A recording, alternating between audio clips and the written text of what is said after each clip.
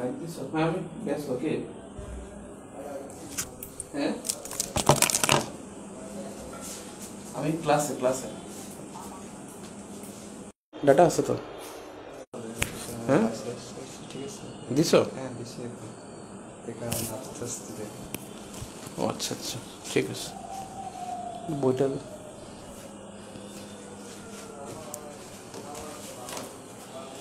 আজকে কি 9 নম্বর ক্লাস নাকি 10 নম্বর ক্লাস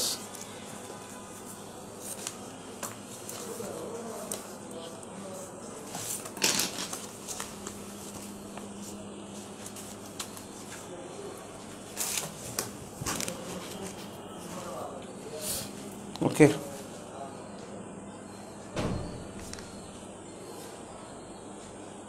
লেখা একটু বড় হইতে হবে মনে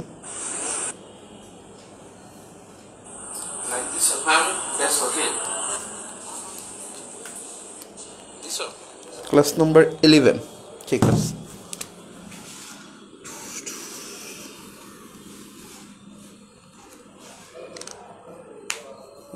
বোর্ড মনে হয় একটু দেখা যায় না মনে হয় অল্পের জন্য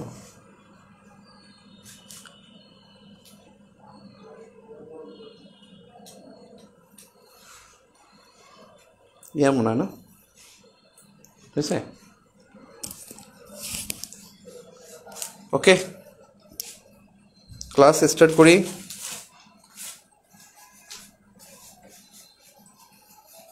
কয়জন আছে এখানে দেখা যায় না কেন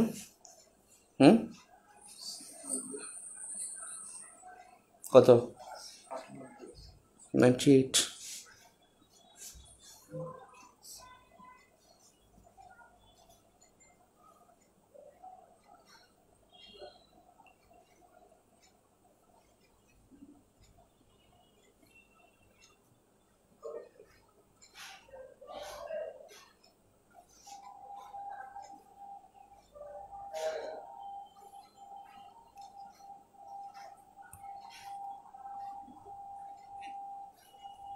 ওকে রেডি দেখেন আমরা আজকে পড়ব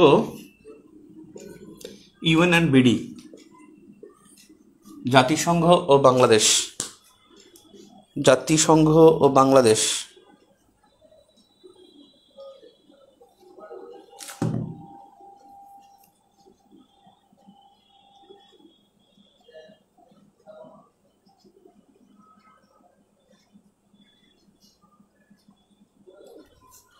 বোর্ডের উপরে আরেকটু উঠাও না আর লাইট মনে হয় বেশি হয়েছে লাইটটা একটু কমাও আচ্ছা ঠিক আছে এখানে আরেকটু উপরে উঠাইতে হবে ওকে ওকে ঠিক আছে জাতিসংঘ ও বাংলাদেশ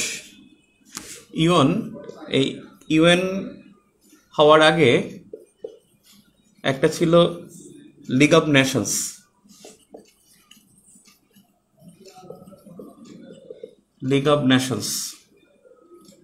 মানে বিশ্ব সংঘ এই বিশ্ব সংঘটা দুইটা একটা লিগ অফ নেশনস আর একটা ইউনাইটেড নেশনস এই লিগ অফ নেশনস যেটাকে বলা হয় জাতিপুঞ্জ আর এটাকে আমরা বলি জাতিসংঘ এটাকেও জাতিপুঞ্জ বলা যায় ভারতে এখনো জাতিপুঞ্জ বলে আমরা বাংলাদেশে এটাকে বলি জাতিসংঘ এই লিগ অফ নেশনস প্রতিষ্ঠিত হয় 1920 সালের 10 জানুয়ারি আর এটা প্রতিষ্ঠিত হয় 1945 সালের 24 অক্টোবর 1945 সালের 24 অক্টোবর এই জাতিপুঞ্জ এটা গ্রেট ওয়ার অথবা প্রথম বিশ্বযুদ্ধের ফল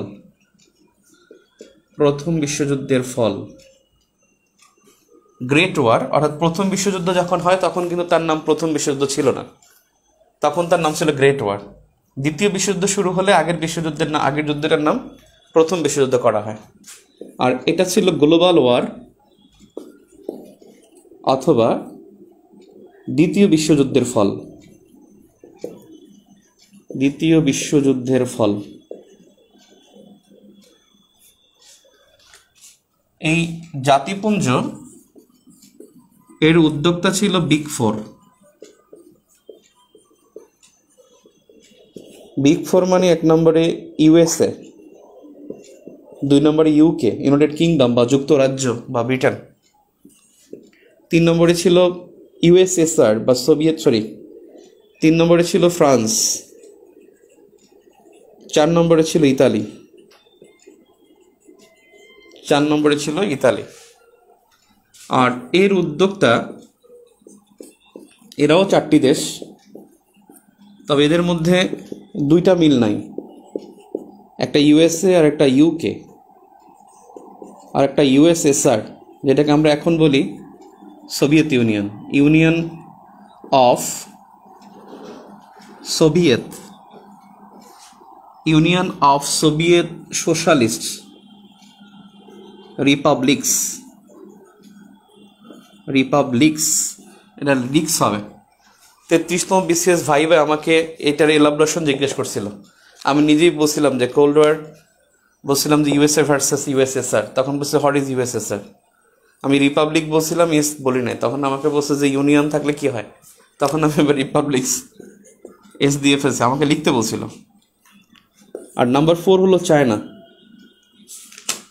নাম্বার 4 চায়না। উদ্যোক্তার মধ্যে এখানে চায়না ছিল, কিন্তু অনেক বইতেই চায়নার অ্যাগেনস্টে এখানে ফ্রান্স বলা হয়, অনেক বইতে, কিন্তু ক্লাস 8-এর বইতে লেখা আছে এটা চায়না, আবার 9-10-এর বইতে লেখা আছে ফ্রান্স, কিন্তু বেসিক্যালি হবে চায়না, ফ্রান্স হবে না। এখন বিষয় হচ্ছে যে এটার যদি উদ্দেশ্য বলেন, এটাও বিশ্ব শান্তি প্রতিষ্ঠা, বিশ্ব শান্তি প্রতিষ্ঠা, দেখা যায় না, বিশ্ব শান্তি প্রতিষ্ঠা ও যুদ্ধ বন্ধ করা, বিশ্ব শান্তি প্রতিষ্ঠা ও যুদ্ধ বন্ধ করা, এটা ছিল উদ্দেশ্য। আর জাতিসংঘের উদ্দেশ্য তাই, বিশ্ব শান্তি প্রতিষ্ঠা।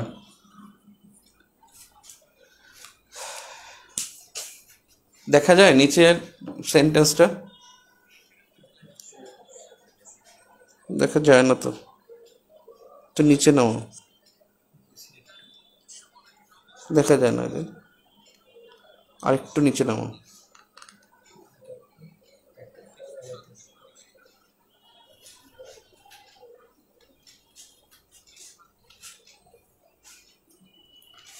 তাহলে জাতিপুঞ্জ 1920 সালের 10 জানুয়ারি। জাতিপুঞ্জের একটা তথ্য মনে রাখবেন, দ্বিতীয় বিশ্বযুদ্ধ শুরু হলে এটা অকার্যকর হয়ে যায় 1939 সালে।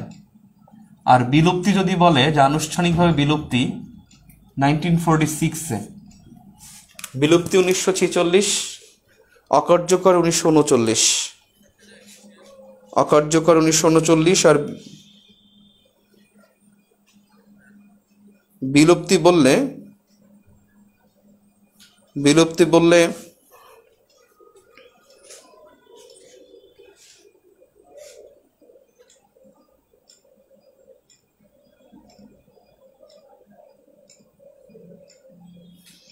1946। ক্লিয়ার?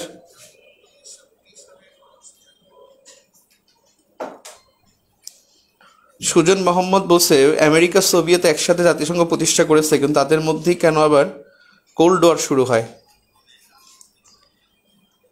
তাদের মধ্যে কোল্ড ওয়ার শুরু হয় কেন? বেসিক্যালি এখানে বিশ্ব নেতৃত্ব কার হবে?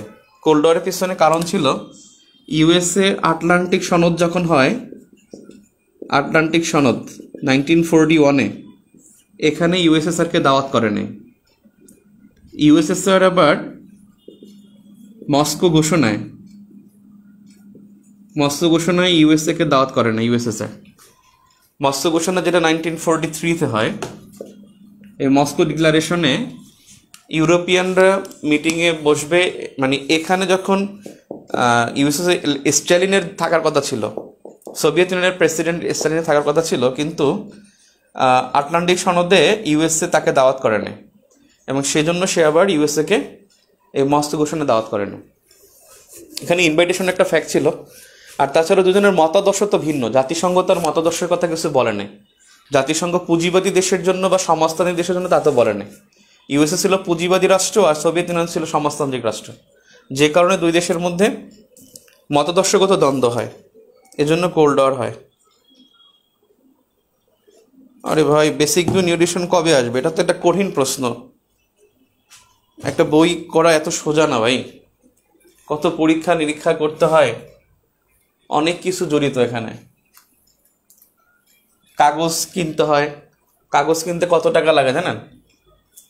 1000 রিম কাগজের দাম কত? 9,20,000 টাকা। আমার টাকা লাগবে না? বই হয়ে গেলে কি আপনার মানে বই আমার কাজ শেষ, কিন্তু বই কি ছাপানো এত সহজ? আপনি কি আমাকে বই না পেয়ে আগে টাকা দিবেন? আমি কাগজ না কিনলে প্রেস ছাপাবে না? 9,20,000 টাকা শুধু কাগজই লাগবে, কথা বুঝছেন? যদি আমি 10,000 ছাপাই, শুধুমাত্র 10,000, তাতেই আমার 9,20,000 টাকার কাগজ লাগবে। আগে যে কাগজের দাম ছিল 7,36,000 টাকা, সেই কাগজের দাম এখন 9,20,000 টাকা, কথা বুঝছেন? খালি তো বলবেন, কমেন্ট করেন না, দেখেন ব্যবসায়িক ধান্দা বন্ধ করুন, এইভাবে ব্যবসা করে না, কীভাবে নীতিবাক্য দেয়। আমি আপনাকে অনেক পছন্দ করি, আপনার আমি ভক্ত, কিন্তু আপনার এই ব্যবসায়িক ধান্দাটুকু আমার ভালো লাগে না। ভাই কি যে জীবী রে ভাই বাংলাদেশে, ভাল লাগে ভাই। আপনি অনেক ভালো, ঠিক আছে ভাই, কিন্তু আমরা আশা করবো আপনি এটা করবেন। এত আশা প্রত্যাশা। আচ্ছা আসি, বই পড়া যাবে, গোছানো থাকলে পড়তে সময় লাগবে না, রিভিশন দেওয়ারও সময় থাকবে, হিউজ সময় পাবেন, হিউজ সময় পাবেন। আমাদের কাজ প্রায় শেষ। এরপরে হলো প্রেসে যাবে, প্রেসে যাওয়ার পরও মিনিমাম 7 দিন লাগবে, ছাপানো, বাইন্ডিং করা, বাধাই করা, সেলাই করা। ওকে, এখন জাতিসংঘ কিন্তু 1945 সালের এত টাকা বই ছাপানো ভাই, আপনারা তো খালি হিসাব করেন একজন বসে কে জানেন? গত বছর বই বের হয়েছে আমার 5 তারিখে, ডিসেম্বর 5 তারিখে বাজার আসছে। এখন 5 তারিখে বা 4 তারিখে একটা পরীক্ষা ছিল মনে হয়, ব্যাংকের পরীক্ষা নাকি 2.5 লাখ আসবে। এখন সে কমেন্ট করে ফেলছে যে নাইমের মতো ধান্দাবাজ তোমরা কেউ হতে পারো নাই, তার মতো ব্যবসায়ী কেউ হতে পারবে না। তোমরা কি জানো যে 2 থেকে 2.5 লাখ ছেলে পেলে শুক্রবার দিন ঢাকায় আসবে পরীক্ষার জন্য? কি ব্যাংকের পরীক্ষা ছিল, পরে ক্যান্সেল করছে। ওই পরীক্ষার সময় নাইম ভাই এরকম বিক্রি করবে, এই জন্য সে 2 লাখ কপি একবারে মার্কেটে দিবে। 2 লাখ কপি ছাপাইতে কত বছর লাগে ছাপাইতে, এটা জানে পাবলিক। এবার আমি বললাম যে ভাই 2 লাখ কপি ছাপাইতে কয়দিন লাগে, সেলাই করতে কয়দিন লাগে, গাম লাগাইতে কয়দিন লাগে? এত সোজা না? বই মানে আপনি ফু দিলেন না হয়ে গেল, যে ভাই বই হয়ে গেছে নিয়ে যান। এটা যদি এত সুন্দর করে মজবুতভাবে পান, এটার জন্য অনেকগুলো হ্যান্ড কাজ করে। আমি আপনাদেরকে বুঝাই যারা বইটাই বুঝেন না। প্রথমে কাগজ কিনতে হয়, কাগজ কেনার পরে প্রেসে যায়, প্রেসে কী করে, আমরা যেটা করি সেটাকে তারা আবার সিটিভি প্লেট করে তারা ফর্মা ওয়াইজ বসায়। প্রতি 8 পৃষ্ঠার জন্য একটা ফর্মা, তার মানে আপনার 848 পৃষ্ঠা যদি বইটা গতবার ছিল, এখানে ফর্মা ছিল 106 ফর্মা। এই 106টা প্লেট হয়, এই 106টা প্লেটে কমপক্ষে কম করে হলেও 2-3 দিন লাগে। এরপরে প্লেটগুলো আবার মেশিন ওঠে, এরপর ছাপানো হয়, ছাপানোর পর এটা ভাঁজ করা হয়, ভাঁজ করার পরে এটা ফর্মা মিলানো হয়। এই 106টা একটার মধ্যে একটা ঢুকাইতে হয়, এই ফর্মা মিলাইতে হয়। ফর্মা মিলানোর পরে তারপরে এটা সেলাই করতে হয়। এই সেলাই করার পরে মানে কাভার লাগাইতে হয়, কাভার তো আর সেলাই হয় না, কাভার লাগাইতে হয় গাম দিয়ে। এরপর গামটা শুকায়, তারপরে কাটিং করে। এই কাটিং করার পরে এরপর একটা বই হয়, বুঝছেন? প্রত্যেকটা স্টেজে টাকা লাগে, কাগজ কিনতে টাকা লাগে, যে ছাপাবো বই, ভাই টাকা দেন, নাহলে ছাপাতে পারবো না। এই বাস করবে ভাই, টাকা দেন। এরপরে ফর্মা ভাই মিলাও ভাই, টাকা দেন, কথা বলছেন? এখানে সব টাকার খেলা।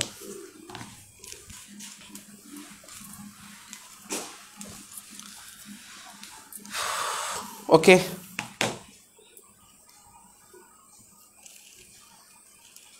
একজন বলছেন সমাজতন্ত্রের পুঁজিবাদ কি, আমি একটু পরেই বলবো, আমাদের পরের অধ্যায়েই এটা নিয়ে আলোচনা আছে। এখন দেখেন জাতিসংঘের অঙ্গ সংস্থা, প্রিন্সিপাল অর্গানস অফ ইউএন, এটাকে বাংলায় বলে অঙ্গ সংস্থা, জাতিসংঘের অঙ্গ সংস্থা। এই সংস্থা এখানে বলছে সচিবালয় সহ 6টি, অঙ্গ সংস্থা 5টি আর সচিবালয় 1টি, কিন্তু সবসময় বলা হয় প্রিন্সিপাল অর্গানসের মধ্যে 6টি দেখানো হয়। এই বইতে লিখছে যে অঙ্গ সংস্থা 5টি এবং সচিবালয় 1টি, আলাদা করে বলছে, আসলে আলাদা করে বলতে হয় না। 1 নম্বরে ইউএনজিএ, একটু ফাঁকা রেখে লেখেন ইউএনএসসি। 3 নম্বরে ইকোসক, 4 নম্বরে আইসিজে, 5 নম্বরে ইউএন সেক্রেটারিয়েট, 6 নম্বরে ইউএন ট্রাস্টিশিপ কাউন্সিল। এখন দেখেন ইউএনজিএ মানে কি? ইউএন জেনারেল অ্যাসেম্বলি,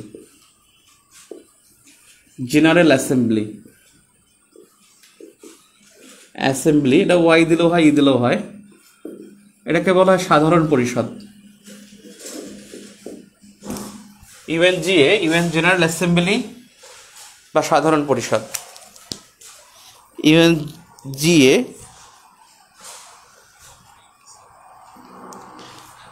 সাধারণ পরিষদ। এখন সাধারণ পরিষদ কি করে, মানে কাজটা কি তার, কারা 193টি সদস্য, সবাই ইউএনজিএ সদস্য। 193টি সকল দেশ এই সাধারণ পরিষদের সদস্য। তারপরে জাতিসংঘ বলতে ইউএনজিএ কে বোঝায়। সাধারণ পরিষদের অন্তর্ভুক্ত, এটা বিতর্ক সভা নামে পরিচিত। এই ইউএনজিএ কে বলা হয় বিতর্ক সভা অথবা ডিসকাশন বডি। পরীক্ষা আসবে জাতিসংঘের ডিসকাশন বডি কোনটা? এই ডিসকাশন বডি, আলোচনা পরিষদ অথবা বিতর্ক সভা, সেটা হলো সাধারণ পরিষদ। তার মানে জাতিসংঘের প্রত্যেকটি সদস্য কার সদস্য? সাধারণ পরিষদের সদস্য। ইউএনএসসি, ইউএন সিকিউরিটি কাউন্সিল, যেটাকে বলা হয় নিরাপত্তা পরিষদ। ইউএন সিকিউরিটি কাউন্সিল যেটাকে বলা হয় নিরাপত্তা পরিষদ। এই নিরাপত্তা পরিষদ এর সদস্য হলো 15টি সদস্য। এর মধ্যে 5টি হলো স্থায়ী প্লাস 10টি অস্থায়ী। নিরাপত্তা পরিষদের সদস্য হলো 15টি, 5টি স্থায়ী, 10টি অস্থায়ী। এবং এই পরিষদটা হলো সবচেয়ে কার্যকরী ও গুরুত্বপূর্ণ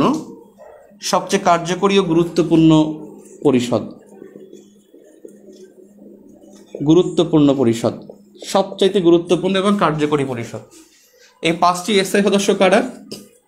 ইউএসএ, ইউকে, ফ্রান্স,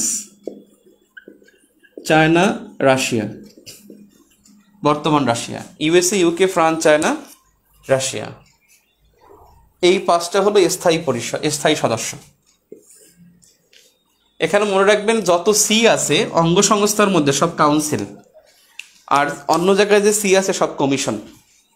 অন্য জায়গায় কমিশন, এখানে হলো কাউন্সিল।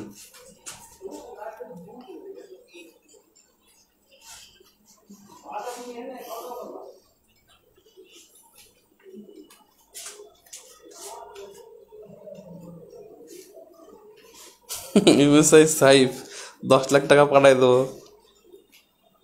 আগামীকাল পরীক্ষার সিলেবাস কি এখন জিজ্ঞেস করেন? পিডিএফ দিলাম না, ওইটা মার্চ এবং এপ্রিলের ঘটনা। ভালো করে পড়েন, কিন্তু প্রশ্ন কিন্তু সহজ হবে না, ওর মধ্যে হবে একটু ঘুরে পেঁচিয়ে। ইকোসক, economic and social council.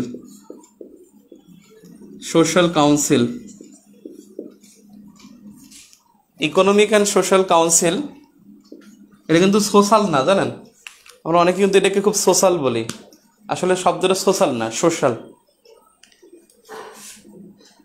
Economic and social council, অর্থনৈতিক ও সামাজিক পরিষদ। অর্থনৈতিক ও সামাজিক পরিষদ। এখন এই পরিষদটা কি? এই ইকোনমিক অ্যান্ড সোশ্যাল পরিষদ যেটা, এর হলো বিশ্বের উন্নয়ন ও অগ্রগতি সাধন করা নিয়ে কাজ করে। এর সদস্য 54টি, সদস্য 54টি, আর মেয়াদ 3 বছর। প্রতিটা সদস্যের মেয়াদ হলো 3 বছর। এটাকে ইউএন ফ্যামিলি বলে, জাতিসংঘের পরিবার বলা হয়। ইকোসক হলো জাতিসংঘের পরিবার। পরীক্ষা আসবে নিচের কোনটি জাতিসংঘের সবচেয়ে কার্যকরী পরিষদ, সেটা ইউএনএসসি। নিচের কোনটি জাতিসংঘের বিতর্ক সভা, ইউএনজিএ। পাবলিক দেখাবো কিন্তু ইউএনএসসি, বা বিতর্ক এখানে বেটো টেটো দেওয়া যায়, এগুলো করে এটা দেখাবো। মেয়াদ 3 বছর ইউএন ফ্যামিলি বলে। তবে এই ইকোসক যেটা নিয়ে কাজ করে সেটা হলো বিশ্বের উন্নয়ন ও অগ্রগতি সাধন। উন্নয়ন ও অগ্রগতি, অগ্রগতি নিয়ে কাজ করে। তাহলে জাতিসংঘের কোন পরিষদটি উন্নয়ন ও অগ্রগতি নিয়ে কাজ করে? সেটা হলো ইকোসক। ইকোসক উন্নয়ন ও অগ্রগতি নিয়ে কাজ করে। ইউএনএসসি সিকিউরিটি কাউন্সিল কার্যকরী এবং গুরুত্বপূর্ণ পরিষদ হলো ইউএনএসসি। তাহলে ইকোসক গেল ইকোনমিক অ্যান্ড সোশ্যাল কাউন্সিল, অর্থনৈতিক ও সামাজিক পরিষদ, 54টি সদস্য, মেয়াদ 3 বছর। আর এই ইকোসককে বলা হয় ইউএন ফ্যামিলি, ইউএন ফ্যামিলি বলে। আর ইকোসক উন্নয়ন ও অগ্রগতি নিয়ে কাজ করে, উন্নয়ন ও অগ্রগতি নিয়ে কাজ করে। এবারে ICJ, ICJ international court of justice, international court of justice, এটাকে বলা হয় আন্তর্জাতিক বিচারালয়। ইন্টারন্যাশনাল কোর্ট অফ জাস্টিস, আন্তর্জাতিক বিচারালয়। এবং এর কাজ হলো বিবাদ মীমাংসা, বিবাদ মীমাংসা।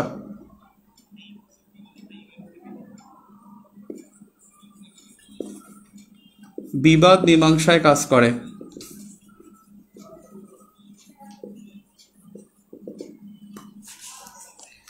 ইউএন সেক্রেটারিয়েট, এটা হলো জাতিসংঘ সচিবালয়, জাতিসংঘ সচিবালয় নিউ ইয়র্কে অবস্থিত। জাতিসংঘের সচিবালয় নিউ ইয়র্ক।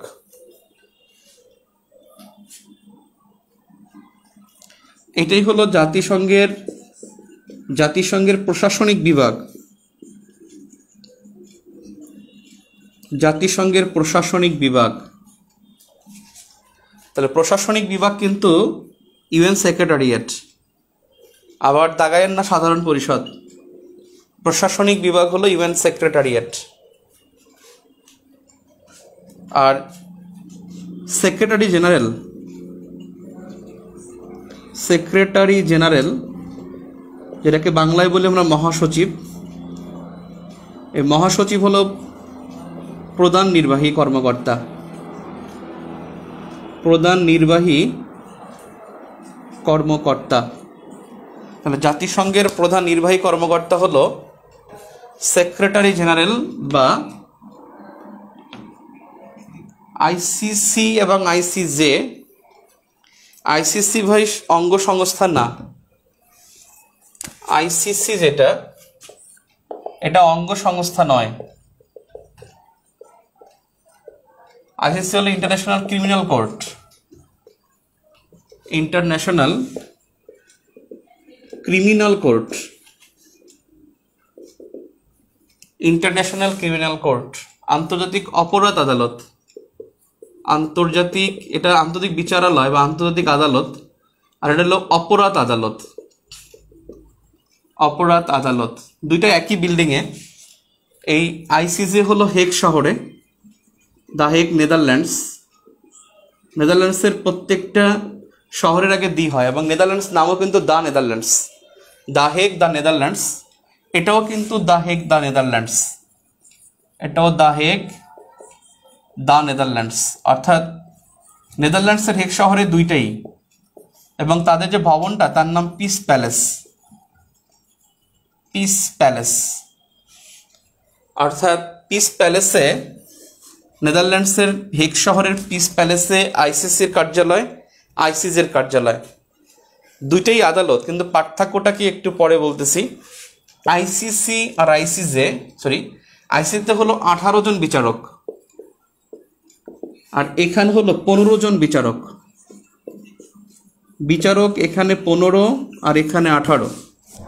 মনে রাখবেন, অপরাধ থাকলে বিচারক বেশি লাগে, মনে রাখবেন এটা। অপরাধ থাকলে বিচারক বেশি লাগবে, এইভাবে মনে রাখবেন। অপরাধ আদালত মানে 18 জন বিচারক, আইসিজে হলো 15 জন বিচারক। এখন এইটা বেসিক্যালি কাজ করে গণহত্যা, যুদ্ধাপরাধ, গণহত্যা যুদ্ধাপরাধ নিয়ে কাজ করে। গণহত্যা যুদ্ধাপরাধ নিয়ে কাজ করে হলো আইসিসি, গণহত্যা যুদ্ধাপরাধ। আর আইসিজে এরাও গণহত্যা নিয়ে কাজ করবে যদি নিরাপত্তা পরিষদ থেকে অনুমতি পাওয়া যায়, অথবা আইসিজের সদস্যগুলো যারা থাকবে সবাই যদি ঐক্যমত্য যায়, তাহলে এখানে গণহত্যার মামলা হবে। যেমন রোহিঙ্গা ইস্যুতে গাম্বিয়া মামলা করেছে, কিন্তু গণহত্যার মামলা আইসিসিতে করে নাই, কারণ আইসিসিতে যেতে হলে এখানে কিন্তু তার প্রসিডিউর মেনটেন করতে হতো, কারণ ওখানে মিয়ানমারের সদস্য পদ থাকতে হবে। মিয়ানমার ছিল না, কিন্তু আইসিসিতে মিয়ানমার আছে। এখন বিষয়টা হলো যে এটা গণহত্যা নিয়ে না, এটা অধিকার নিয়ে কাজ করে, অধিকার সংক্রান্ত মামলা, প্রধানত অধিকার মানে হলো আপনার যেটাকে বলে দেওয়ানি।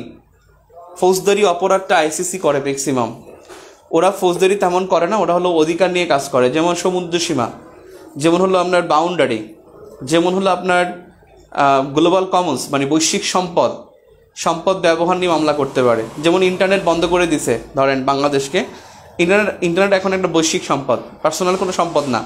তার মানে এই ইন্টারনেটটা বন্ধ করে দিছে, এটা হলো এটা নিয়ে মামলা করা যাবে হলো আইসিজেতে। আমি ইউএন সেক্রেটারিয়েটে ছিলাম, আবার একটু আইসিজিতে আসি। ICC international court of justice বা আন্তর্জাতিক বিচারালয় বা আন্তর্জাতিক আদালত। আইসিসি হলো ইন্টারন্যাশনাল ক্রিমিনাল কোর্ট বা আন্তর্জাতিক অপরাধ আদালত। এখানে বিচারক 15 জন, এখানে 18 জন। অপরাধ থাকলে বিচারক বেশি থাকবে, এটা স্বাভাবিক। এটা কাজ করে গণহত্যা ও যুদ্ধাপরাধ নিয়ে, আর এটা কাজ করে অধিকার নিয়ে। দুইটাই একই জায়গায় অবস্থিত, দ্য হেগ নেদারল্যান্ডস শহরে। এবং যেই ভবনে দুইটা সংস্থার কার্যালয় আছে সেটা হলো পিস প্যালেস। আইসিজে অঙ্গ সংস্থা, বাট আইসিসি অঙ্গ সংস্থা না, বিশেষ সংস্থা। আইসিসি জাতিসংঘের কোনো অঙ্গ সংস্থা না বা প্রিন্সিপাল অর্গানস না, ইজ এ অ্যাসোসিয়েট অর্গান। এটা প্রিন্সিপাল অর্গান না, প্রিন্সিপাল অর্গান বললে হবে আইসিজে, আন্তর্জাতিক আদালত, আন্তর্জাতিক অপরাধ আদালত অঙ্গ সংস্থা নয়। ইউএন সেক্রেটারিয়েট, এটা হলো জাতিসংঘ সচিবালয়, এটা অবস্থিত নিউ ইয়র্কের ম্যানহাটনে। আর এটা ইউএন সেক্রেটারি জেনারেল বা মহাসচিব, তিনি প্রধান নির্বাহী কর্মকর্তা, যিনি থাকেন এই ইউএন সেক্রেটারিয়েটে। আর ইউএন সেক্রেটারিয়েট হলো প্রশাসনিক বিভাগ, জাতিসংঘের প্রশাসনিক বিভাগ। এই ইউএন সেক্রেটারিয়েট যে ভবনটা, ভবনের নামটা লিখে নেন। ভবন হলো দ্যাগ হেমার্শল ভবন, দ্যাগ দজাফলা আকার গ, দ্যাগ হেমারশোল্ড ভবন, দ্যাগ হেমার্শল ভবন। তাহলে দ্যাগ হেমার্শল ভবন কোথায়? নিউ ইয়র্কে। দ্যাগ হেমার্শল ভবন কি? জাতিসংঘের সচিবালয়, এবং এটা বাংলাদেশের প্রশাসনিক বিভাগ।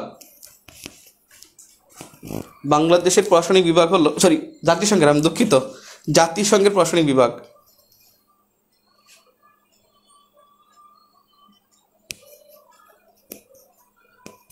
এই ভিডিও কি আটকে যাচ্ছে নাকি? আটকে যাওয়ার কথা না তো।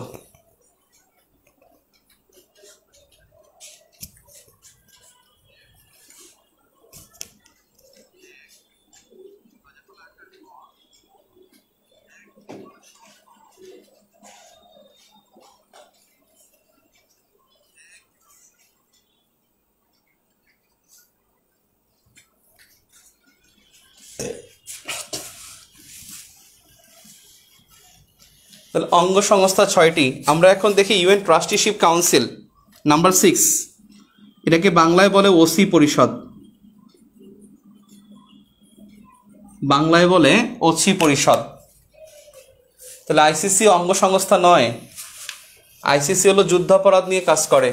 আরেকটা বিষয়, এই আইসিসির প্রতিষ্ঠা কিন্তু 1946 আর আইসিসির প্রতিষ্ঠা 2002, ভেরি লেটেস্ট অর্গানাইজেশন। আইসিসির প্রতিষ্ঠা 2002 আর আইসিসির প্রতিষ্ঠা হলো 1946, 2002 সালে প্রতিষ্ঠা। বিডি সদস্য, আইসিসির বিডি সদস্য পদ গ্রহণ করে 2010 সালে, 111তম সদস্য বাংলাদেশ। 10 সালের মানে 23 মার্চ সদস্য পদ গ্রহণ করে। আর ঠিক 2 দিন পরে 25শে মার্চ 2010-এর 25শে মার্চ বাংলাদেশ অপরাধ ট্রাইব্যুনাল গঠন করে, আন্তর্জাতিক অপরাধ ট্রাইব্যুনাল, মনে আছে কি না? আন্তর্জাতিক অপরাধ ট্রাইব্যুনাল গঠন করে। আর এই আন্তর্জাতিক অপরাধ ট্রাইব্যুনাল এটা কিন্তু যুদ্ধ অপরাধের জন্য গঠন করা হয়েছে। এটাকে আবার ইংলিশে বলা হয় ICT, international crimes tribunal, international crimes tribunal, আন্তর্জাতিক অপরাধ ট্রাইব্যুনাল। যুদ্ধ অপরাধের বিচারের জন্য 2010 সালের 25শে মার্চ এটা স্থাপিত হয়। জাতিসংঘের সেক্রেটারিয়েট যে প্রশাসনিক ভবনটা সচিবালয়, তার ভবনটার নাম হলো দ্যাগ হেমারশোল্ড ভবন। জাতিসংঘের একজন মহাসচিব ছিল, দ্যাগ হেমারশোল্ড, বাড়ি ছিল সুইডেনে। তিনি কিন্তু বিমান দুর্ঘটনায় মারা গেছিল এবং তার নামে একটা ভবন আছে, ওইটাই হলো প্রশাসনিক ভবন, দ্যাগ হেমারশোল্ড ভবন। এবং তার নামে একটা পুরস্কার আছে, দ্যাগ হেমারশোল্ড পুরস্কার, মানে শহীদ শান্তিরক্ষীদের দেওয়া হয়। বাংলাদেশের 134 জন পাইছেন। শান্তিরক্ষীতে গিয়ে যারা মারা যাবেন তারা পাবেন। অর্থাৎ আপনাকে প্রথমে শান্তিরক্ষী মিশনে যেতে হবে, তারপরে মরতে হবে, এরপরে আপনি এই দ্যাগ হেমারশোল্ড পদকটি পাবেন। তাহলে এখানে যে বিষয়টা বলা হয়েছে যে আইসিজে 1946-45 নাকি, এই বইতে লেখা নেই, এখানে লেখা নেই। দেখি একটু আইসিজের ওয়েবসাইট দিয়ে ঘুরে আসি। আইসিজে 45 ঠিকই আছে, 45ই তো অঙ্গ সংস্থা না। আইসিজে 1945, আরে 45 বলি, লেখি 46।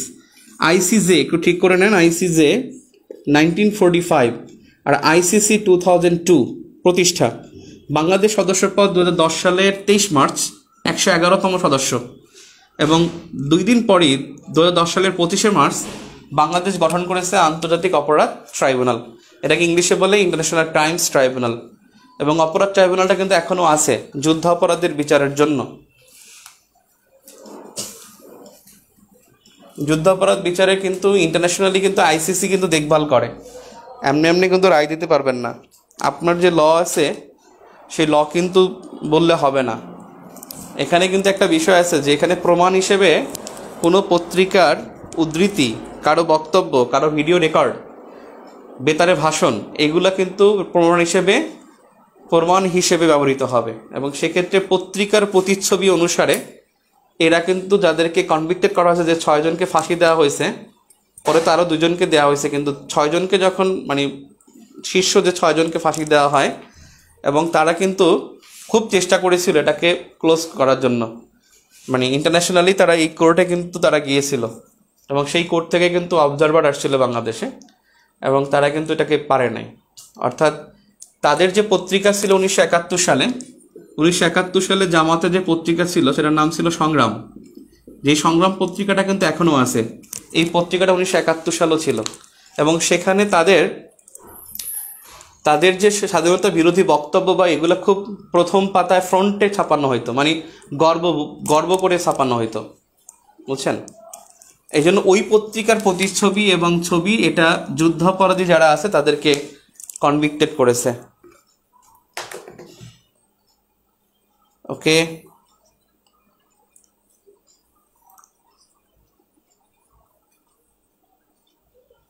সুমন আফরোজ ভালো বলছে যে দেখ হেমারশোল্ড পদক আর যেন কেউ না পাক, কারণ ওখানে গিয়ে মারা গেলে সে পায়। বাংলাদেশ থেকে যেন আর কেউ না পায়। তাহলে বাংলাদেশ থেকে কয়জন পাইছে একটু আগে বললাম, দেখি তো মনে আছে কিনা। দেখ, হেমার্শোল পদক বাংলাদেশ থেকে কয়জন পাইছে দেখি, কার মনে আছে। আমি একটু আগে বলছিলাম ওসি পরিষদের কথা বলি নাই, ওসি পরিষদের কথা এখন বলতেছি। ওসি মানে হলো তত্ত্বাবধায়ক, কেয়ারটেকার। দেখি কারো মনে আছে কিনা। Thank you. প্রথমে বলছে রাহেন আলম 134, আমিনা 134, 134 জন।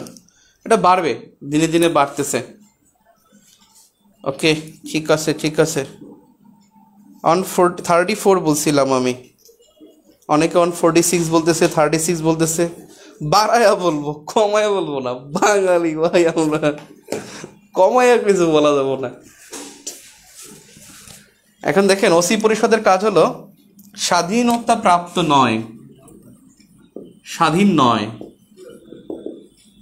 এমন, স্বাধীন নয় এমন বিশেষ এলাকার তত্ত্বাবধায়ক হিসেবে কাজ করে, তত্ত্বাবধায়ক হিসেবে কাজ করে। স্বাধীন নয় এমন বিশেষ এলাকার তত্ত্বাবধায়ক হিসেবে কাজ করে। এসটা দিয়ে লেখেন 1994 সালে পালাউ এর স্বাধীনতার পর থেকে, পালাউয়ের স্বাধীনতার পর থেকে কার্যক্রম স্থগিত, কার্যক্রম স্থগিত। 1994 সালে পালাউয়ের স্বাধীনতার পর থেকে কার্যক্রম স্থগিত। তারা কিন্তু এখন অনেক দায়িত্ব নিতে পারে, কাশ্মীরে নিতে পারে, চেচনিয়ার দায়িত্ব নিতে পারে, রাখাইন যেটা মিয়ানমারে সেই দায়িত্ব নিতে পারে, কিন্তু তাদেরকে দায়িত্ব দেয় না ইউএনএসসি। অর্থাৎ ইউএনএসসির নির্দেশে তারা, ইউএনএসসি নিরাপত্তা পরিষদের নির্দেশনায় দায়িত্ব গ্রহণ করে, নির্দেশনায় দায়িত্ব গ্রহণ করে। আমাকে 33rd বিসিএস ভাই কোশ্চেনটাও করেছিল। বলা হয়েছিল যে হুইস অর্গান ইজ এস্টাবলিশড সিন্স 1994।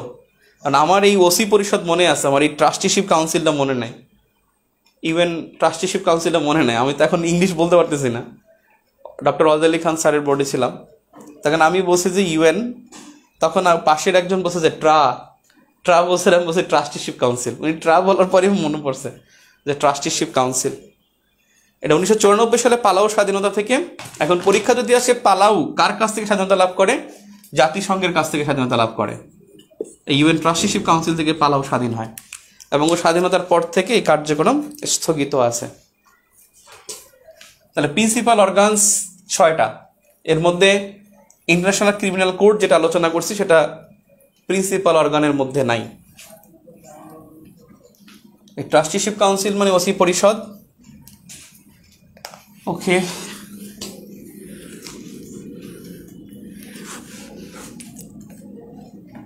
এবারে আসেন তাহলে জাতিসংঘের সদস্য কয়টা? ইউএন সদস্য 193, জাতিসংঘের সদস্য 193টা। তাহলে বিডি সদস্য হয় কবে? 1974, 17 অক্টোবর। 17 অক্টোবর 1974-এ বাংলাদেশ সদস্য পদ লাভ করে, এবং বাংলাদেশ হলো 136তম সদস্য। এই দিন কিন্তু 3টা দেশ সদস্য পদ লাভ করে, 3টা দেশ সদস্য হয়। একটা হলো বাংলাদেশ, একটা হলো গ্রানাডা, আর একটা হলো গিনি বিসাও। গিনি বিসাও, এটা তো ইংলিশে ভালো স্পেলিং পারবো না, ভুল হবে। গিনি বিসাও। তো এই জন্য বিজিজি, এই জন্য কি করা হয়, এখানে বাংলাদেশ 136 ও 37 আর 138 হয়। বাংলাদেশ 135 দেওয়া হয়নি, বা 137ও দেওয়া হয়নি, 138ও দেওয়া নেই। একই দিনে হয়েছে, কারণ লেটার অনুসারে বাংলাদেশ আগে, এই জন্য বাংলাদেশ 136তম সদস্য। ইউএন স্বীকৃত স্বাধীন দেশ, ইউএন স্বীকৃত স্বাধীন ভূখণ্ড বা স্বাধীন দেশ যাই বলেন 194, 194টি, কিন্তু সদস্য বললে 193টি, আর ইউএন স্বীকৃত ভূখণ্ড হলো 194টি। তাহলে কে স্বীকৃতি পাইছে সদস্য নয়? প্যালেস্টাইন। প্যালেস্টাইন স্বীকৃতি পেয়েও সদস্য নয়, স্বীকৃতি পেয়েও সদস্য নয়। 17 সেপ্টেম্বর, আমি অক্টোবর লিখতে গেছিলাম আরেকটা কারণে, ঠিক করে দেয় এখানে। বিডি পর্যবেক্ষক হয়, বিডি জাতিসংঘের পর্যবেক্ষক এবং ইউএন থেকে স্বাধীনতার স্বীকৃতি পায়, ইউএন থেকে স্বাধীনতার স্বীকৃতি পায় 17 অক্টোবর 1972। আমি দুঃখিত, এখানে অক্টোবর লিখছিলাম, আমি মাথায় কাজ করছিল পর্যবেক্ষকের। থ্যাংক ইউ যে কমেন্ট করছেন। টিউশন মাস্টার, ওরে ভাই, তিনি বলছে আমার বিসিএসসি কি ফার্স্ট চয়েস কি ছিল? আমি মোট কত 6বার মনে হয়, 6বারের মধ্যে আমার 5বার ছিল ফরেন অ্যাফেয়ার্স, আর একবার ছিল অ্যাডমিন। যেটা ওটা ভাইবা দেয়া লাগে না আর কি, বুঝছেন? ভাইবা যা দিছি সব ফরেন অ্যাফেয়ার্সে ভাইবা দিছি। অ্যাডমিন আমাকে জোর করে এখন দিছিল, কিন্তু ব্যাড লাক ওটা পাস করিনি আর কি। ব্যাড লাক কি গুড লাক, বুঝছেন? বিসিএস হইলে তো মনে করেন এরকম পড়ানো যেত না, আমার প্যাশনের সাথে যাইতো না, পারতাম না। আজকে সারাদিন মনে করেন পত্রিকা পড়ছি, কতগুলো সম্পাদকীয় পড়ছি বা একটু কাজ করছি, ভালো লাগে এগুলা। তবে তখন হলে তো মনে করেন আবার ওই বড় বস হলে তো লেখা যেত, লেখালেখি করা যেত। যাক, আল্লাহ হ্যাজ দ্য বেস্ট প্ল্যান। গিনির পরে কি? গিনি বিসাও, গিনি বিসাও, বয়রসী দন্তন্যসা আকার ও বিসাও মনে হয়, বিসাও, গিনি বিসাও। ওকে, তাহলে দেখেন বাংলাদেশ পর্যবেক্ষক মর্যাদা পাইছে যেই সময়, ওই দিনই জাতিসংঘ বাংলাদেশকে স্বাধীনতা স্বীকৃতি দিয়েছে 17 অক্টোবর 1972, আর বাংলাদেশ সদস্যপদ পেয়েছে 74 সালে 17 সেপ্টেম্বর, 136তম সদস্যপদ লাভ করছে। ক্লিয়ার মুসলাম?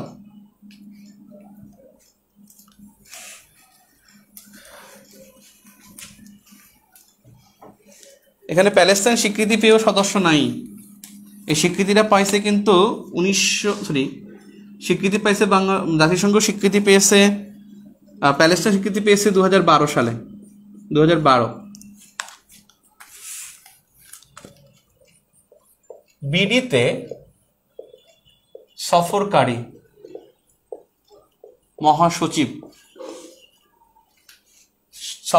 মহাসচিব কতজন বলেন তো? কতজন?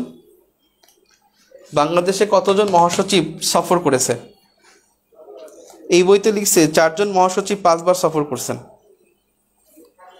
4 জন মহাসচিব 5 বার সফর করছেন, এই বইতে লিখছে।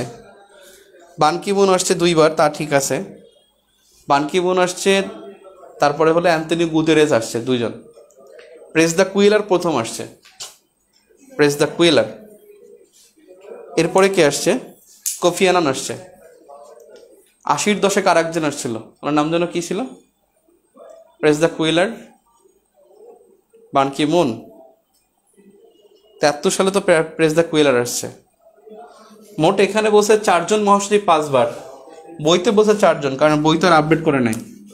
এখানে হবে 5 জন মহাসচিব 6 বার, 5 জন মহাসচিব 6 বার। বইতে লেখা আছে 4 জন মহাসচিব 5 বার, আমরা লিখব 5 জন মহাসচিব 6 বার।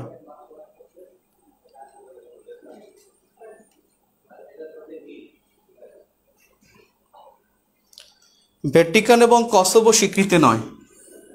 এখানে একটু বলে দেই, Vatican and Kosovo, they are the independent but not recognized from UN. এরা স্বীকৃতি পায়নি, স্বাধীনতার স্বীকৃতি পায়নি,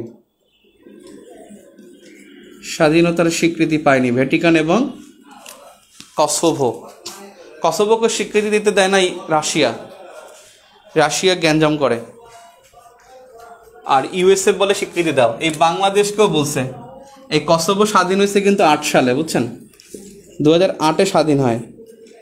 বাংলাদেশ স্বীকৃতি দিছে 2017 সালে, বাংলাদেশ স্বীকৃতি দিয়েছে 2017-তে।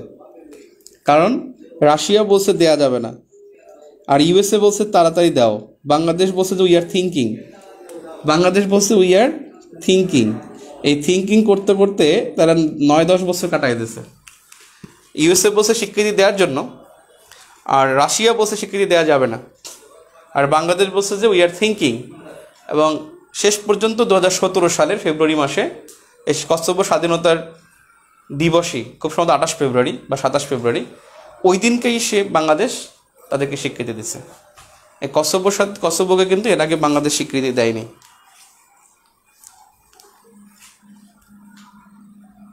কুর্ট ওয়াল্ডহেইম, হ্যাঁ, Kurt Waldheim, Perez de Cuellar, Kofi Annan, Ban Ki-moon আর Antonio Guterres, right. Kurt Waldheim, right, 73 সালে। আর প্রেস দ্য কুয়েলার হলো 80-র দশকে।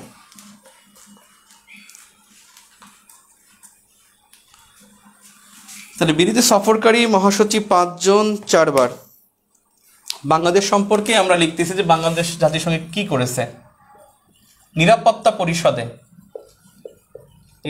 পরিষদের অস্থায়ী সদস্য 2 বার হয়েছে। এই 2 বার, একটা হলো 79 থেকে 80, আর একটা হলো 2000 থেকে 2001।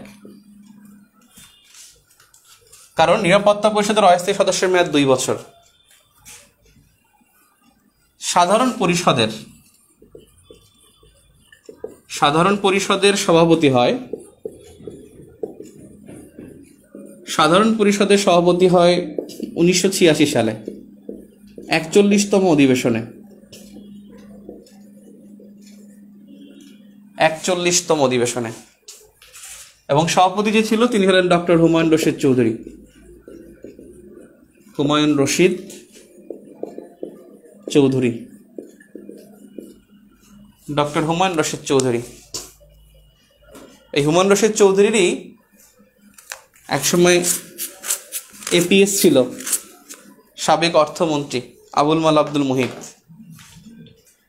আবুল মাল আব্দুল মুহিত তার একসময় এপিএস ছিল, এবং সে আবুল মাল আব্দুল মুহিত কিন্তু কি হয়েছে, বাংলাদেশের ফাইন্যান্স মিনিস্টার ছিল 10 ইয়ার্স। আর তার ভাই একে আব্দুল মোমেন, এখন যে পররাষ্ট্রমন্ত্রী, আবুল মাল আব্দুল মুহিতের ভাই। আবুল মাল আব্দুল মুহিত কিন্তু ঢাকা ইউনিভার্সিটি ইংলিশের স্টুডেন্ট। উনি কিন্তু অনার্স পাস করে ঢাকা ইউনিভার্সিটির লেকচারার হয়। এরপরে তিনি হার্ভার্ড এবং অক্সফোর্ড থেকে 2টা ডিগ্রি নেয়। একটা নেয় ইকোনমিক্সের উপরে, ডেভেলপমেন্ট ইকোনমিক্স, আর একটা হলো পাবলিক অ্যাডমিনিস্ট্রেশন, খুব সম্ভবত পাবলিক অ্যাডমিনিস্ট্রেশন। এই দুইটা সাবজেক্টে সে ডিগ্রি মানে মাস্টার্স করে। একটা হলো অক্সফোর্ড এবং হার্ভার্ডে। হার্ভার্ড এবং অক্সফোর্ডের একমাত্র স্টুডেন্ট ছিল, মানে অন্যতম, আরও থাকতে পারে, সেই স্টুডেন্ট ছিল কিন্তু আবুল মাল আব্দুল মুহিত। এবং তার প্র্যাকটিক্যাল ইকোনমিক্সে তার নলেজ খুব ভালো ছিল। এরশাদের সময় সে অর্থমন্ত্রী ছিল 7 দিন। তো এরশাদের মন্ত্রিসভায় যখন যে জয়েন করে, তখন তাকে বলা হয়েছিল যে আপনি একজন স্বৈরশাসকের সরকারের মন্ত্রী হলেন। তখন সে বলছে যে চাকরিটা যদি এনজয় করি তাহলে করবো, নয়তো ছেড়ে দেবো। অর্থাৎ তিনি মন্ত্রীর পেশাটাকে তিনি চাকরি বলছেন। অর্থাৎ যদি চাকরিটা আমি এনজয় করি, এন্টারটেইন করলে আমি থাকবো, নয়তো আই উইল কুইট। এবং 7 দিন পরে সে পদত্যাগ করে। এই আবুল মাল আব্দুল মুহিতকে কিন্তু পার্লামেন্টে এরশাদ খুব হাসাহাসি করছে যে আমার মন্ত্রিসভা 7 দিন থাকতে পারে নাই, আর সে 7 বছর পার করে ফেলাইছে। পার্লামেন্টে সে এটা বলতো। আবুল মাল আব্দুল মুহিত খুব কর্মঠ ছিল, প্রচুর খাওয়া দাওয়া করে সে, এবং সে কিন্তু সুইম করে। আপনার সোনারগাঁও যে হোটেল আছে সেখানে সে সাঁতার কাটে। আমরা একবার গেছিলাম সকালবেলা একটা কাজে, তখন সে বাংলোতে যাওয়ার পরে বলছে যে সে তো এসে গেছে, সোনারগাঁও গেছে। সোনারগাঁও কোথায়? সুইমিং পুলে সাঁতার কাটে সে। একটা গল্প আছে তাকে নিয়ে, সেটা হলো এক বড় ভাই, ওনার বাড়ি হলো লক্ষ্মীপুরে। উনি মানে মোট 3 জন যাচ্ছেন আর কি, ড্রাইভার সহ সে 4 জন এরকমের যাচ্ছে, মানে ওদিকে মানে নোয়াখালী বা কোনো একটা প্রজেক্ট দেখতে যাচ্ছে। তো এমন সময় মন্ত্রী সাহেব বলছে যে আমাদের মন্ত্রী মহোদয় বলছে যে আমার একটু ক্ষুধা লাগছে।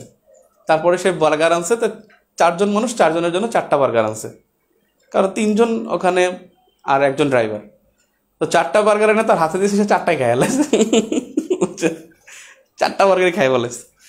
যাই হোক, আবুল মাল আব্দুল মুহিত তার কথা একটু বললাম, কারণ বাংলাদেশের অর্থনীতি আপনি যাই বলেন, এটা অ্যামেজিং বলেন আর বলেন যে এত কিছু কেমনে হইলো, কারণ আপনি 2010 সালের আগের ইকোনমিক্স দেখবেন, বাংলাদেশের ইকোনমি মানে টোটালি উইক একটা ইকোনমি।